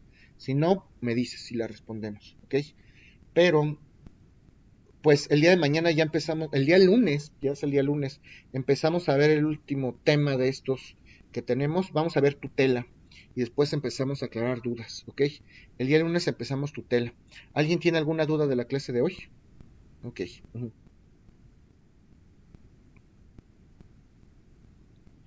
Bueno, agradezco su atención y nos vemos el día lunes. Profe, lo molesto una última vez solo para recordar en qué parte del Classroom estaban las sesiones anteriores para poder checarlas. Revisa todas las actividades. De todas maneras vas a tener que revisar todas las actividades. Ah, ok, entonces en cada actividad está como la sesión del día. Exactamente. ¿Okay? Ah, vale, vale. Sí, profesor, muchas gracias. ¿De qué, Pedro? Saludos. Gracias, niños, saludos. Gracias, profe, hasta mañana. Hasta el lunes. Gracias, profesor. Hasta el lunes. Gracias. Hasta luego, profe. Hasta luego. Siendo las 12 horas con 58 minutos del día 23 de julio de 2021, se da por concluida la sesión de Derecho Civil del curso de recuperación académica del semestre 2021-1 del Instituto de Estudios Superiores Rosario Castellanos en su horario de 11 de la mañana a 1 de la tarde.